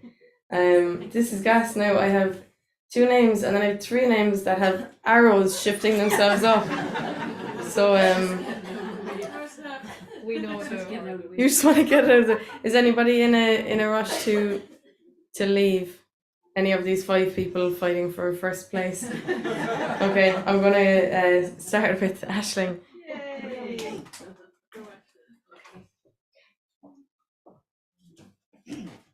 Thank you very much. I've never done this before, so maybe in another lifetime, but not in this one. So the poems that come to me are very much connected to our land. They're very much connected to Ireland, and I would even say that they're probably similar to my name, which is Aisling. They're a version of an Aisling. So here it goes. This one is called A Ship Called Freedom. Ne'er a master led me to the batterings, ne'er another song to be hung on a hero's journey, ne'er a code that can be unbuttoned to steer the nightingale into the realm of the black crow who calls Odin from his sleep to walk the hills of the Nordic plains once again. Join the voyage, O master of the nightingale. Join the crew who have travelled these seas for decades upon decades, with only a simple compass to guide them in the night sky. Orion's belt has directed your way for many a millennium, but now you have succumbed to something of a change of course in the navigation of this ever-forsaken vessel. Now, the sisters have come to steer at the stern, and they have brought with them navigational tools that are outside of even a blind man's intuitions. Nothing that has been seen upon these lands in a long, long, long eon of the timekeeper's service. O lassie, the sisters have called a great council together and have given out tasks to all the council for completion. They are calling your great wisdom to rise up from the earth and meet them in the night sky. Their time has ripened, and the ship is jutting out from the port to carry the wise ones home to the land where time began, the land of ancient matrimonial beginnings, where the haggard old woman stares out, waiting patiently for the arrival of her people. She has waited for millennia for you to steer this apparent tide of wisdom back to her coastal waters and cause her wishes to kiss the sailors' safe passage, as the gold is in its infancy, and it will only grow, grow, grow into a mighty titan of wisdom. Decadent and unfolding as summer comes and the sailors set foot into the sod once again, and a tidal shift will deposit their trappings unfurling into our linguistical, lyrical return of a dead man's wish. Ireland, come into my arms and kiss me passionately as I court your insides, as I court your edges, your girth, your lips, your hips, your ancient pearlesque eyes that hold so many stories of grief. Ireland, my missus, your magic is deep within my bones. You are alive and teeming with newness once again, and I am a happy sailor setting foot upon your sod. With the devotion of an impassioned youth, Ireland, your song has captivated me and has me in a spin. You are my one, my only lover, and I peel off the layers of hurt that you hold so that you can remember your own beauty and wonder. Together, We will call all the other youths in circle, and we will cause a new era of unofficial worship into the ethers. Let's call this romance our own great love story of how the waters sung the rivers back to vibrancy, and the winds howled their whistles into great storms, and the mountains bellowed the truth from every peak. I am awake, they would cry. Do not tread hardly upon my breasts, because I feel it all. Your handling of my grasses can be felt with my great heart, so love me tender, and love me do. For here I lie in wait for your return. Ireland, the time has come to declare our love to the people and rattle a cage or two. For freedom is the ship that arrives on our shores. The sisters will call, the sisters will call.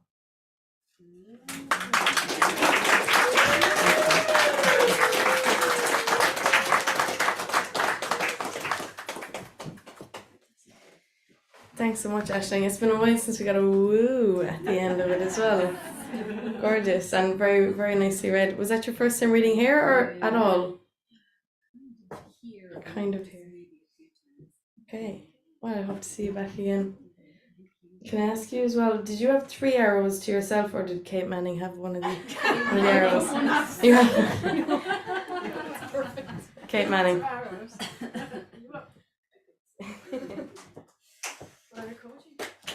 Yeah, well, I need to read off this.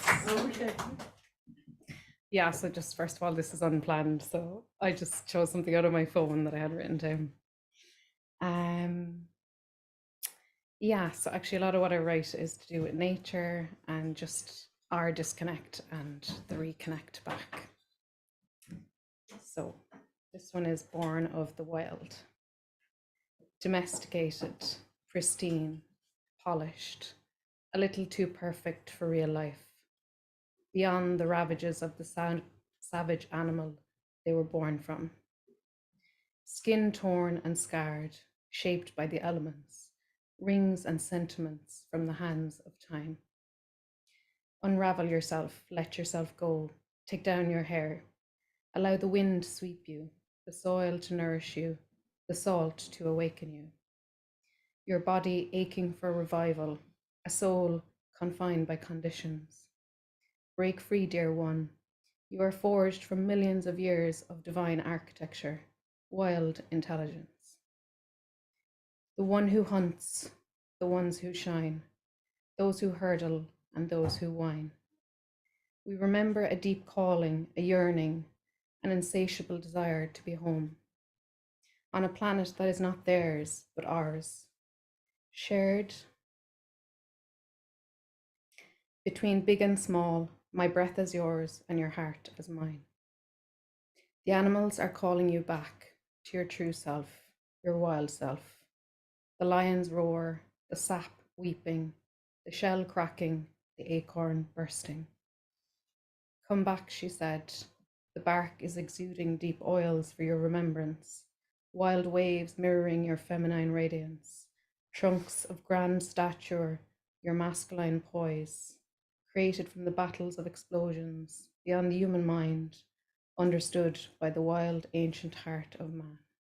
Stay wild, stay curious, come back home, I'll protect you always.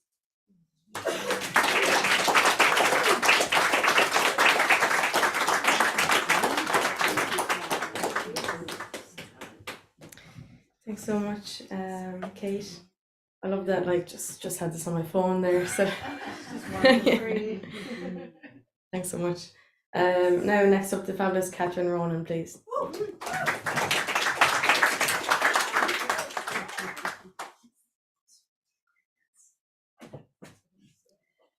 I'm going to read a poem from my collection, Elemental Skin, and it's about the determination that you need to succeed as a writer. It's called I Am Crow. I finger a glass full of eyes and throw them at the mirror of disbelief. Others stand in the shadows of all things silent and secret like snuff. Tracks lay where they always did, sweating with error and wayward thought. Trapped throats find words tightly wrapped in bloodied bandages on footpaths. I pack that alligator case, and with every scale of thumbnailed life, I climb mountains of oily skin to become Crow. And then you see me at last.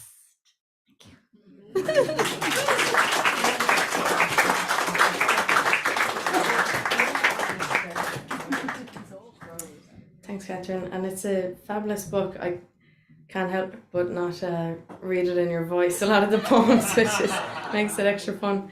Next up, we have Mona Lynch, please.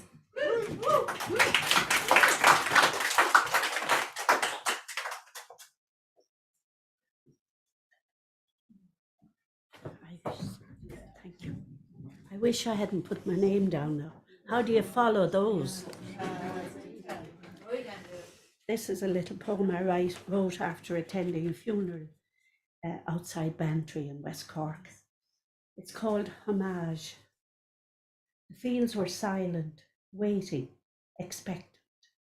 The creatures and birds waiting too, to pay homage as we passed with Kitty. The hearse sailed high over the hawthorn, entangled ditches thick with fuchsia, their heads bowed, accepting death as inevitable as rain. She kept her hold on life tight until her 95th year, with time, tea, and warmth for all who crossed her path. The priest officiating at the funeral laid claim to the soda bread presented as one of her gifts. He knew the taste well. She rested in Dromore Church, where her husband Richie laid the blocks 70 years before. I was not surprised to see a white butterfly rise up from amongst the wreaths as the prayers began at the graveside at Cora Cemetery.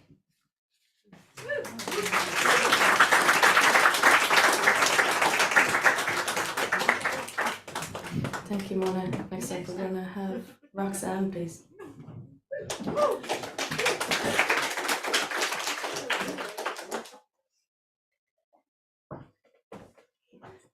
So I see I'm not the only one sending love to my land.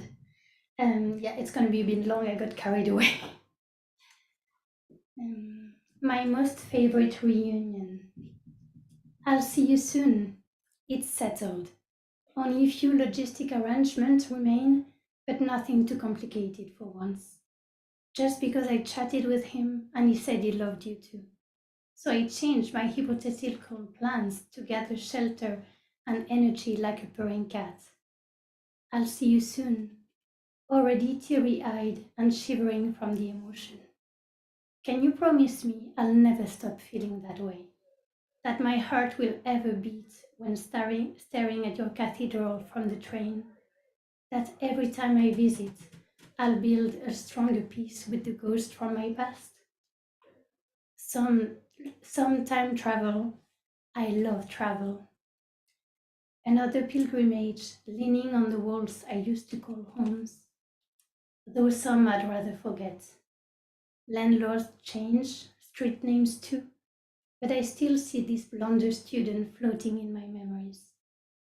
I'll see you soon, because it's been so long, too long, because there isn't a single week you don't reach my mind. This is another declaration of all already written, shared, told, and lived. Too many more, I'm sure. I'll see you soon. I'm counting the hours. 443 and 23 minutes when I'm writing these lines. 396 hours when you are hearing them. Like a pupil and her crush, like a teenager and her summer fling, a couple in a long-distance relationship. Train tickets, endless dancing nights, movies, shopping, games, photographs, carving secret chords on Uni's wooden tables. Reunion, breakups, exams. I'll walk along and whisper, "See, I made it through somehow." Do you remember me singing out loud in your empty streets at night because I couldn't sleep? Your pavements were my stage. I want to hope they didn't change too much. I close my eyes and I feel your warmth like a blanket around me. Good thing, because it's damn freezing tonight. You'll be my resting place if I ever come back. Since you are this anchor I can't stay away from. One thing is sure, I'll see you soon. And because you all know that I cannot add music in my text, I just took some bits from a song. I don't know why I'm frightened. I know my way around here. And there's a world to rediscover, but I'm not in any hurry. And I need a moment. The atmosphere is thrilling here, as always. Why, everything's as if we never said goodbye. So much to say, not just today, but always. I've spent so many mornings just trying to resist you. I'm trembling now, you can't know how I missed you. Missed the fairy tale adventure in this ever-spinning playground. We were young together. So watch me fly, we all know I can do it. Could I stop my hands from shaking? Has there ever been a moment with so much to live for? Yes, everything's as if we never said goodbye. You taught my world new ways to dream.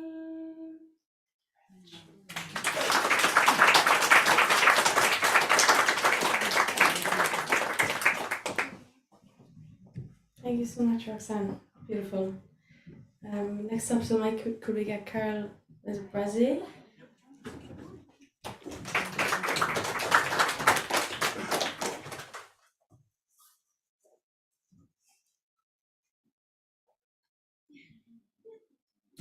So this is called Begin Again. It's war, you begin to roar. Middle finger, out the door. I dissolve a pool on the floor. I am an addict, a dope, but you were mean. Hooked on your parching affection. After a while I caught your strange reflection. You brought out the best in me, helped to find what I couldn't see. We were building momentum. Adoring words, you cracked and bent them. My dense cold heart growing into burning flame.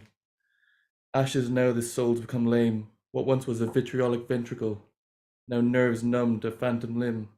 From the start I must begin, recite the mantra, a broken hymn.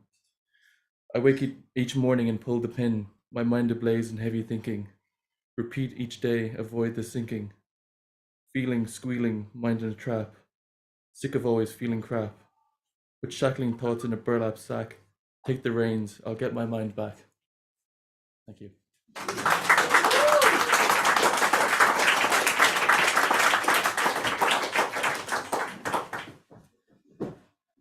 Thank you so much, Carol. Next up, we're going to jump online to visit Massimo.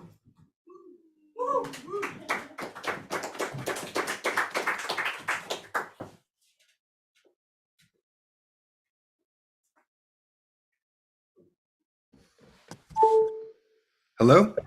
Hey, can you hear me okay? Yes. Oh, wonderful, wonderful. Always an honor to be here. And just a quick introduction.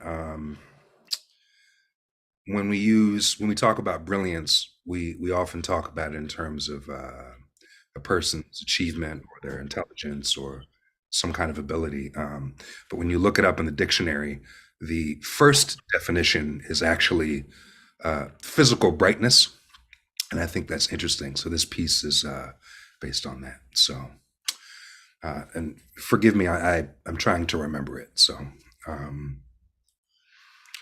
brilliance is not just brilliance, it is brightness. It's more than just intelligence, achievement, or preciseness. We don't call the sun a genius, but its brilliance is brightest. If even shadows hide behind an object, anywhere its light is. Because brilliance is not just brilliance, it is brightness.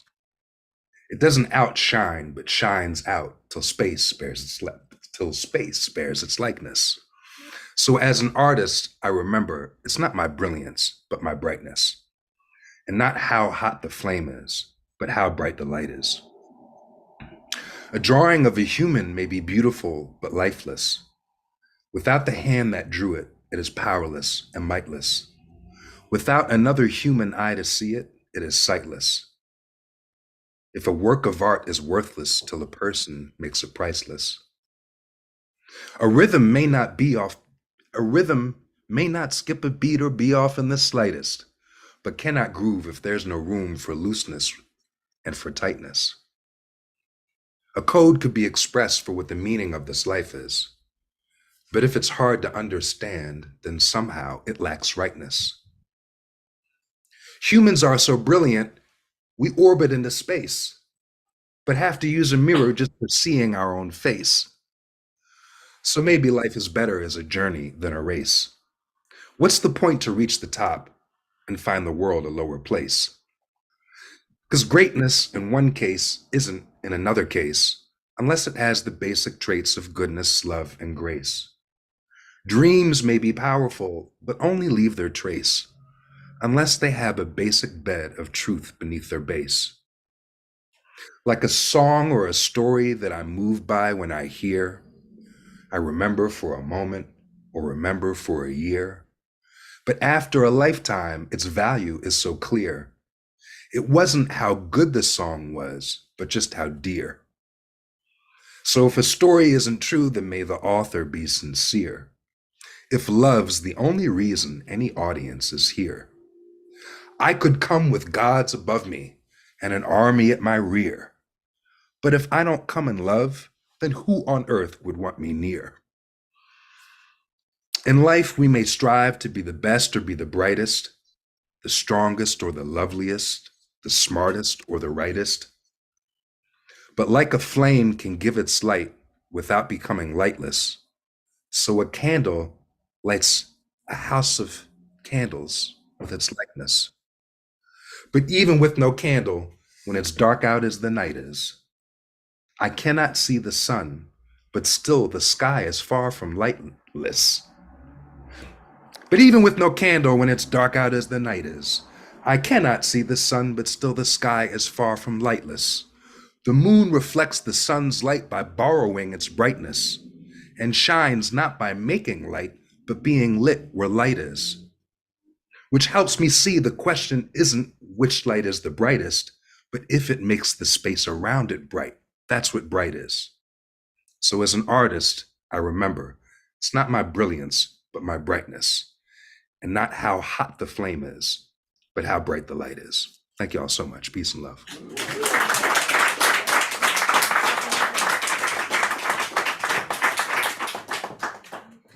Thank you so much, Massimo. When is your visit to Ireland happening? Oh.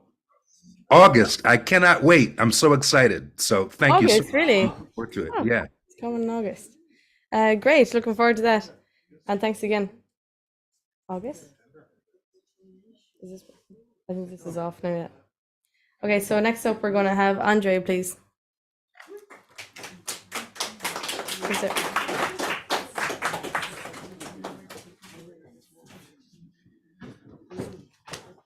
So I'm late to poetry, but I found myself living here in Cork, and I've been so inspired by all the people here and the wonderful poets and all the poetry that I've listened to, and it's made me come here and invest my time in it as well. So I have a very short poem. It actually, this one did have come to me a while back, but there's been an anniversary, so I revisited it with all the sort of poetry in the air. So make it quick. So it's the three of him. There are three of him that exist in me, the historic him of shared adventures, shared girlfriends, and shared youth. This is the one who became my friend, discovering insights into life and me. Then there is the other him, the one I seldom got to see, thoughtful, sagely, honest, and witty, the one I wished he could have become, but could not be. Then there is the damaged him, hollowed beyond recognition, hurtful, confused, angry, and addicted. This is the one who went out the window to stop his pain and set himself free. The three of him continue to exist in me. I carry them within and hold parlance from time to time. Each is a piece, an aspect that keeps him alive inside of me. Thank you.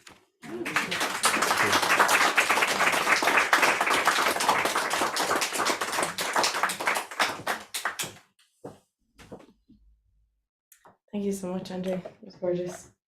In all of our excitement earlier, I forgot one announcement. I forgot to draw your attention to the horse's head and our donation jar underneath it.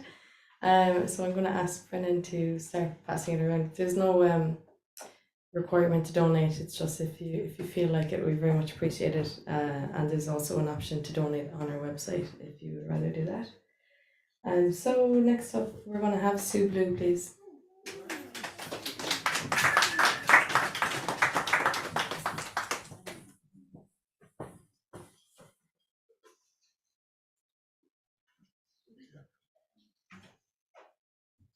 Well, my newest one. It's overwritten on Mother's Day. Leave me alone with your ads. The annual stabbing of heart has begun. Reminders on air, ringing blood from my scar, echo every day. I am not a mother. My child, gone, wrenched herself from her roots, no contact desired, estranged still, alive somewhere I may not know, for reasons I am denied. Each morning I rise to more wanderings of her. Every night I see her to sleep with the last twinges of my mind, as she forbids me to be what I am. Please, leave me alone with your ads. I am not a mother.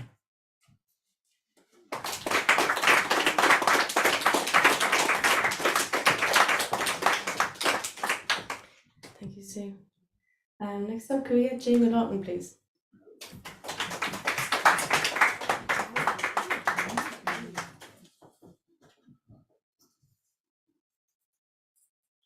Hello. So yeah, it's Seach na Gaeilge, so old heads know what time it is. Listen to that, lads. The language is back. We have podcasts and pop-ups and pretty good rap tracks that challenge the narrative that it is waning. Waxing's more like it. It's time for reclaiming the Gaeilge that ancient invaders would take from us. Not that I'm saying our neighbours are hated, but this is our chance to just take it all back in our verses, our poems, our songs, and our tracks. My Gaelic is basic. I need some more training. So I'll try to rein in my fear of mistaking a Shevu or Oru or Tishel or two. My fear of inflaming a bout of complaining from militant Gaelgory sitting ashamed that I left out some Shevaha. All I can say is that if we're afraid of engaging full stop, the rate of revival will drop. We can't let that happen. The fact of the matter is that when the Sassanid left us Ganchanga, they left us with half of our literary hands to be tied up and trapped behind all of our backs. And so just for the crack, I've freed up my atrophied love and we'll see what it has in the tank. Bílach cúpla focail gomach fanigi nóméid agus téiste gilom. Tá an teanga bio agus beg si go jo, má dhearfa ina ein rud eile ná éist lo, tá papa Gaeltach down agus banna mar kneecap, sé sin an am a bheith ag déanamh an recap, ní arna mé stadéras Gaeilge ar fat de bliana ach nach bhfuil mise an seo ag déanamh tinne ar an microphone, ní bín béal ina host, agus the isagum will cuma le héna ach atá sa locht, tá faibanna enough, tá dína bocht, tá dína sleeping rough, tá dína ar na shroidina ag airí fuair ag airí floch, ach tar gultúr an a táchtach, is tar changa port and ska, tan gwelgeg chacht a rasharish, is fair na vishrif, gramangat.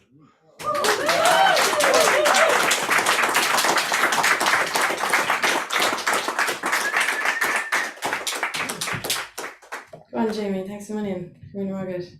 Yarna Anya Ainrod Shachtan Gaeilge. Did anybody do anything for Shachtan Gaeilge this week?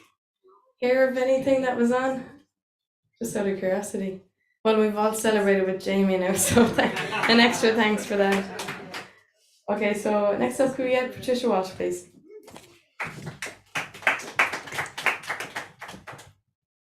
The title of his poem is called Christendom. It's about how people have taken Christianity and used it for their own ends. Christendom. Some private Christs make their way upon some unfortunate soul seeking affirmation, offering an inside track to salvation, plumping up the numbers incessantly. Disasters happen frequently without warning, seeking bolt holes in a time of stress, cursing the powers that be for their action. The will of God manifests in every blow. Charity being out of fashion, the archangels break for the price of tea, drinking alcohol at opportune moments, red-faced, incomprehensible, in between fixes, longing for conversation. Banished to another dimension, still being heard, by those still ordinary, nothing special, exalted to a position worthy of a scam, exiled to personal castles by variation, invaded intimately by the province land, focusing on the next event at the expense of now. Crowds of people minding business on their way, sleeping in on Sundays, pulsating greed. God help us all, for soon we'll need it, tucked up in our beds when the clarion calls. The end of order of things, passing muster, mortification and just reward for excess. Thanks.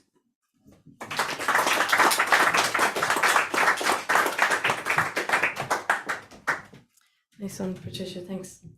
Next up, could we get Cedric Bacon, please?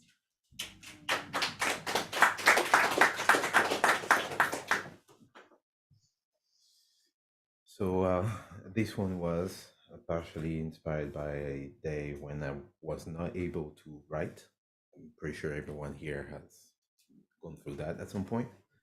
And also by a workshop that is being held with Subaru. So where we, it's an in-person workshop where we train our presentation of poems. So I'm going to do a few things that I'm not supposed to do.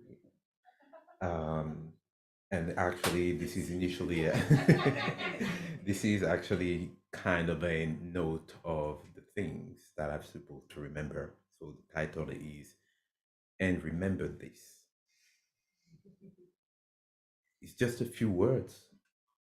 Talk about the land, the scapes, the sky, talk about the food, the weather, some fauna, your mood, all the things you like, or all that you spite.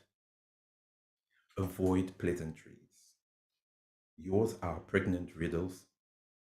Your mind was always in crisis, but you have reached midlife. You're not a dad. You're not a midwife. Good jokes have good deliveries. Yours won't. Just grunt or just don't. Feel yourself and them figuratively. Remember to breathe when the time comes.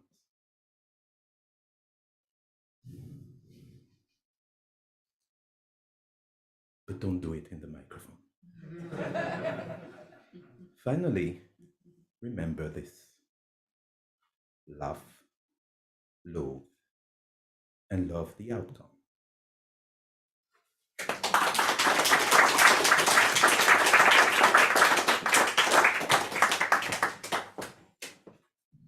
Very good, Cedric, thanks.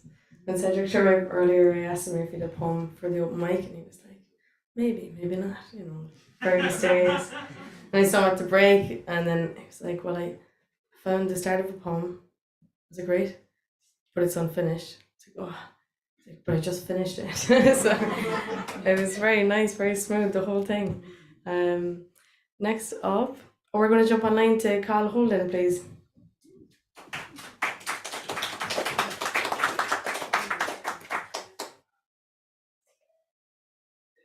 Hi guys, how we doing? What's the story? So this one is a new one. I wrote it on Wednesday with a tour group. We had a creator writing workshop up in Nano Nagels, and I was bringing the tour group around for the week. So this is what came out of that for me. And it's about, and shout out to Richie. This one goes out to Restored Mark Pierce, who got me the gig a few years ago. I run around the island. I'm a paddy wagon captain. With my cargo hold of pensioners, I'm where the action happens. The split's exactly 50-50 Kyles to 50 Karens. I tell the rowers when to row. I also man the cannons. It's every day another sermon. If I stick on this Varna, we're about to hit the burn. We'll be in Galway shortly. Could you hold on to your urine? The microphone is broken. Can you hear me in the back? If you have to vomit, could you vomit in a bag? Yes, Myrtle had a lovely time up at the cliffs of Moher. We were searching for her half the day. I thought she'd fallen over. If I'd known she would have been this late, I swear I would have thrown her. You can't say nothing round Tyler. I think he must be plain clothes. And Barbara is up the front knitting jackets for potatoes. And Dan is always angry because he fought in Vietnam. And Gretchen's always smiling. She's forgotten who I am. She gets airlifted off the island when she's bitten by a lamb. Breakfast buffet, I'm hungover. The day is bloody murder. The bus is in Killarney, but the driver is in Clare. The museum isn't open because the teller isn't there. We've all got fucking COVID and it really isn't fair. Between the bouncers and the buskers, well, they all know where to find me. And half the local women know my hotel room is tiny. I go around the island, I'm a paddy wagon captain.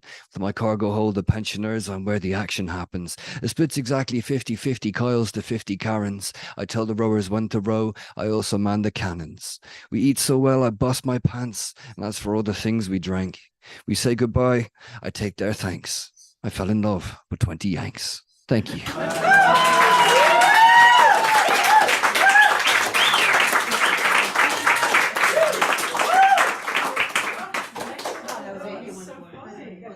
Go on, Carl, nice one.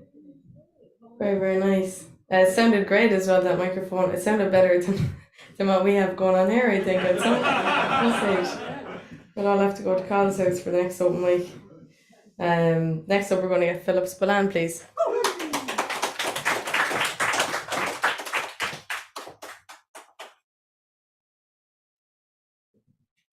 Thank you.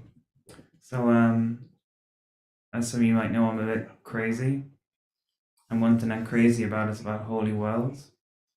I love holy wells. There was one time in Donegal and I was supposed to visit a standing stone, but there was a signpost pointing to a holy well, so I went to the holy well instead. And I went on the hike by accident, and it was great. Don't go to a hike on that by accident. You're just so unprepared. You get hungry and you get thirsty. It's like, but it's a holy well. Anyway, yeah, I'm crazy about holy wells, and it's what the song is about. And yeah, it's a song. If I'm out of tune, it's because I'm crazy. As you can tell, I'm crazy as well. As you can tell, down by the holy well. And as you can tell, I'm crazy as well. Oh, well, down by the holy well. Oh, well, down by the holy well. And oh, you can tell, oak ash from Elm. Oh, you can tell, down by the holy well. And oh, you can tell, the birds from the squirrels. Oh, well, down by the holy well.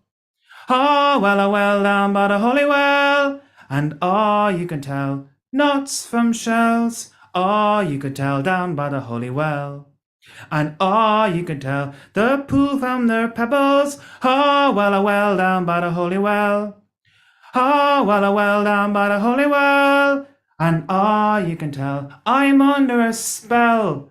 Oh, you could tell, down by the holy well. 'Cause you could tell, I fell down the well. Oh, well, down by the holy well. Oh, well, down by the holy well. And you can tell the well actually smells. You can tell down by the holy well. And you can tell I enter a new realm. Well down by the holy well. Well down by the holy well. And you can tell it awakened an inner Celt. You can tell down by the holy well. And you can tell you all crazy as well. So join me back down by the holy well. Join me back down by the holy well. Join me back down by the holy well. Well down by the holy well. You want to? Well down by the holy well. Thank you.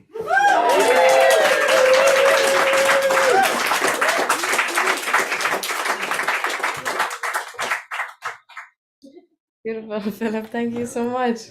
I was picturing going on an accidental hike and finding you at the well singing that. Which is... I was singing the cafeteria break today. It's something up to me. You look like you're in your own world. I am. We love it. Thanks for bringing us there. Anyway, Philip, we love it. Nice one.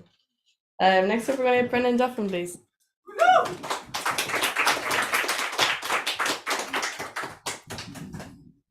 So yeah, I'm going to give you a piece by came across translation of Cormac McGart, and Cormac McGart was one of the exemplary kings of Tara. O Cormac, grandson of Con, said Carbra, what are the things fitting for a chieftain and an alehouse? That's easy, said Cormac. Composure in the company of a good chief, brilliance of lanterns, effort for the multitude, arranging the seating, generosity of dispensers, quickness at dispensing, readiness of supply, consideration for the chief, temperance of high spirits, brevity of storytelling, a cheerful face, welcome to poets, silence during a poem, melodious music. This is fitting for a chieftain and an alehouse, said Cormac de Carbra.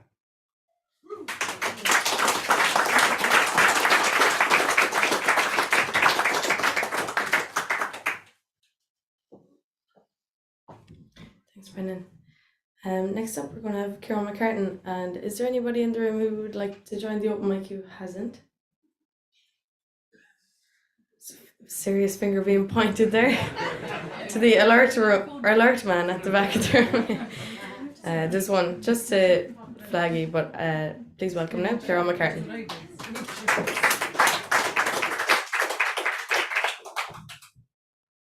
Thanks, Michelle. Yeah, really lovely to hear you all tonight. This is called The Empty Room.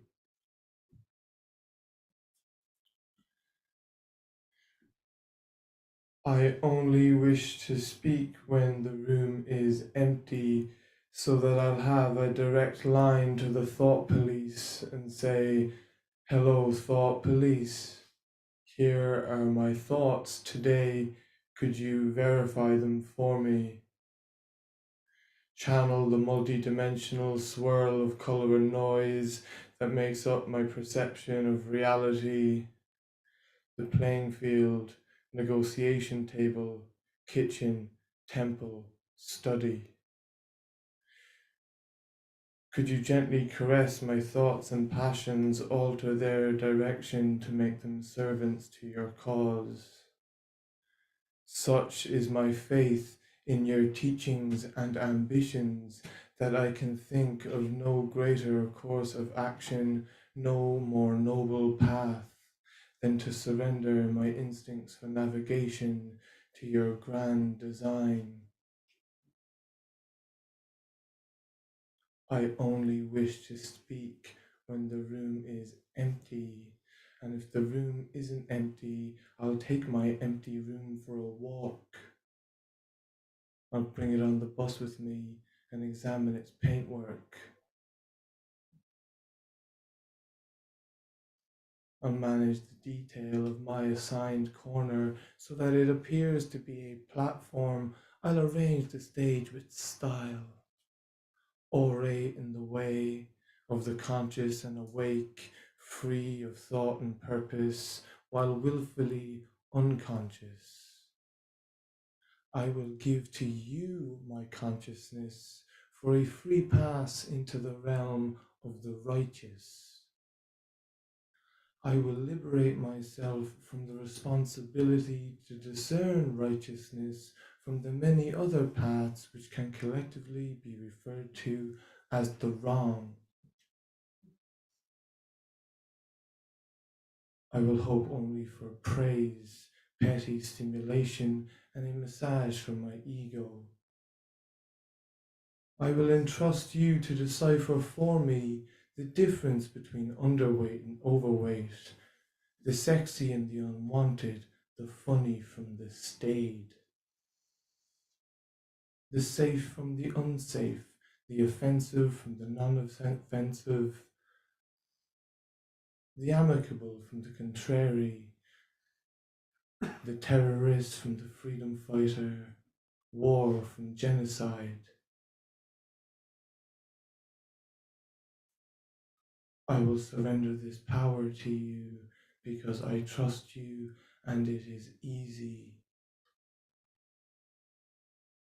I only wish to speak when the room is a room. Nobody can hear me come to terms with the slow dripping reality or the slow dripping realization that this may be all that it ever is. That if I don't give these thoughts to you, they'll just bounce around my head and remind me of the apology I ought to have made but didn't, the responsibility that was mine to shoulder, that I buried beneath a light pile of tobacco, rolled up and smoked away, will make me revisit that which I swore never again to touch, and bring me face to face with the cold Tuesday morning reality of my existence and demand answers to questions of self-worth and satisfaction.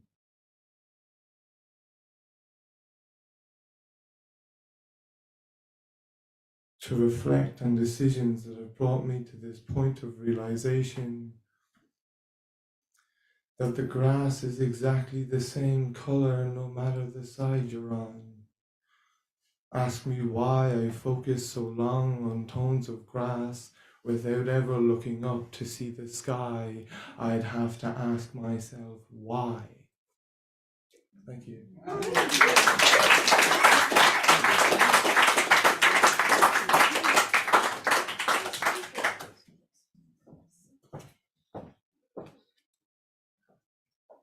Thanks for that, Karen. Our final reader on the open mic tonight is Sophie O'Callaghan, please.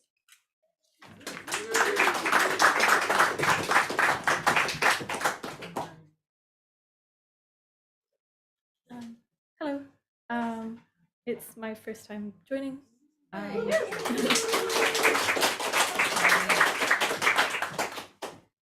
I wrote this poem not too long ago, but like a month ago. My best friend is a neuroscientist, and part of that is when I ask, how did your day go? It's usually like I dissected a rat's brain or a fish's brain. It's usually something quite gruesome. And it used to be a joke between us that when I died, she could have my brain and she could take it out and look at it, see what was up with it.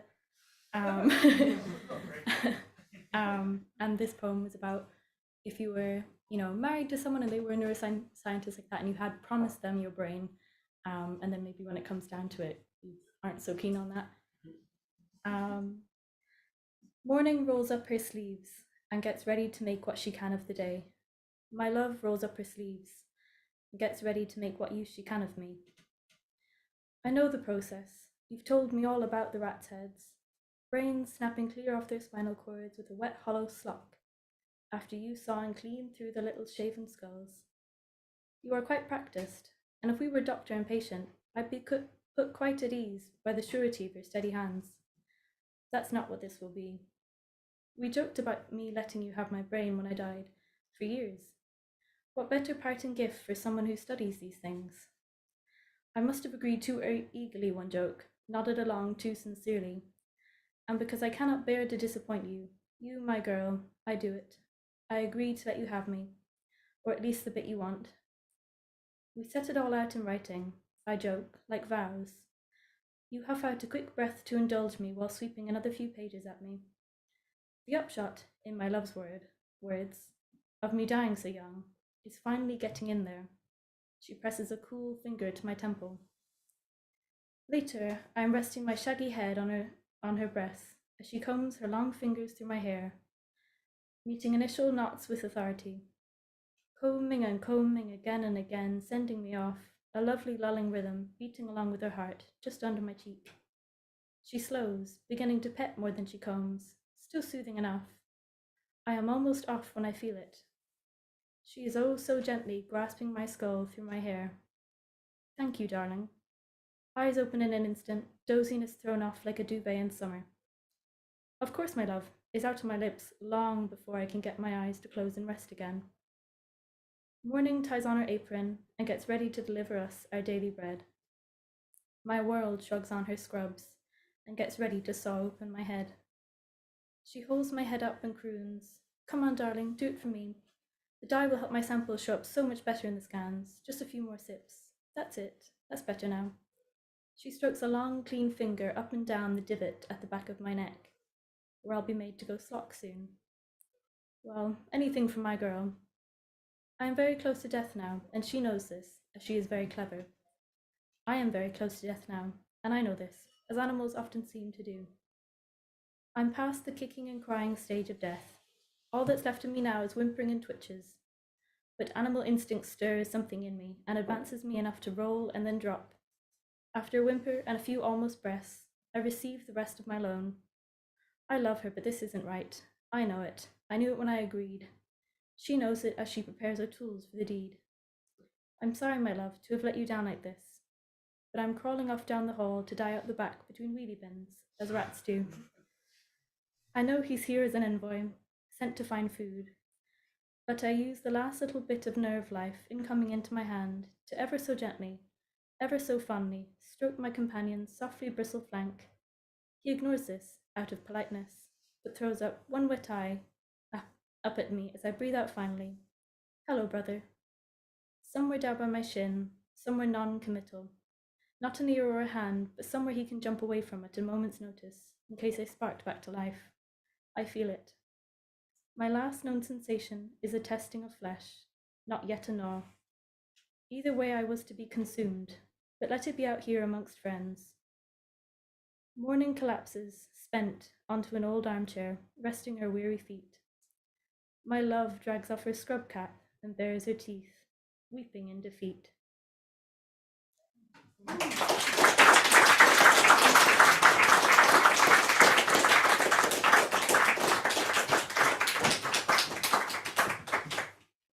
Thank you so much, Sophie. Hope to see you back again. Last call on the open mic. Is there anyone online or anybody in the room? Okay, so I want to thank everybody who read on the open mic. It was really, really great. And all of our audience. I want to thank again our guest poets, Michael McKimm and Tania Haberland. Thank you so much.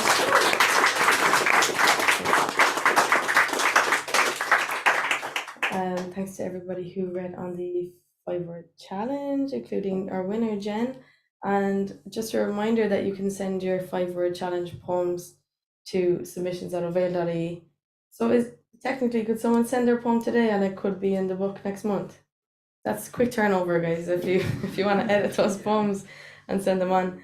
And next month it is Avail's saucy 17th birthday, and we can't wait for that. It's going to be the launch of that anthology book, and we're going to have some readers from the 5-word international poetry competition as well.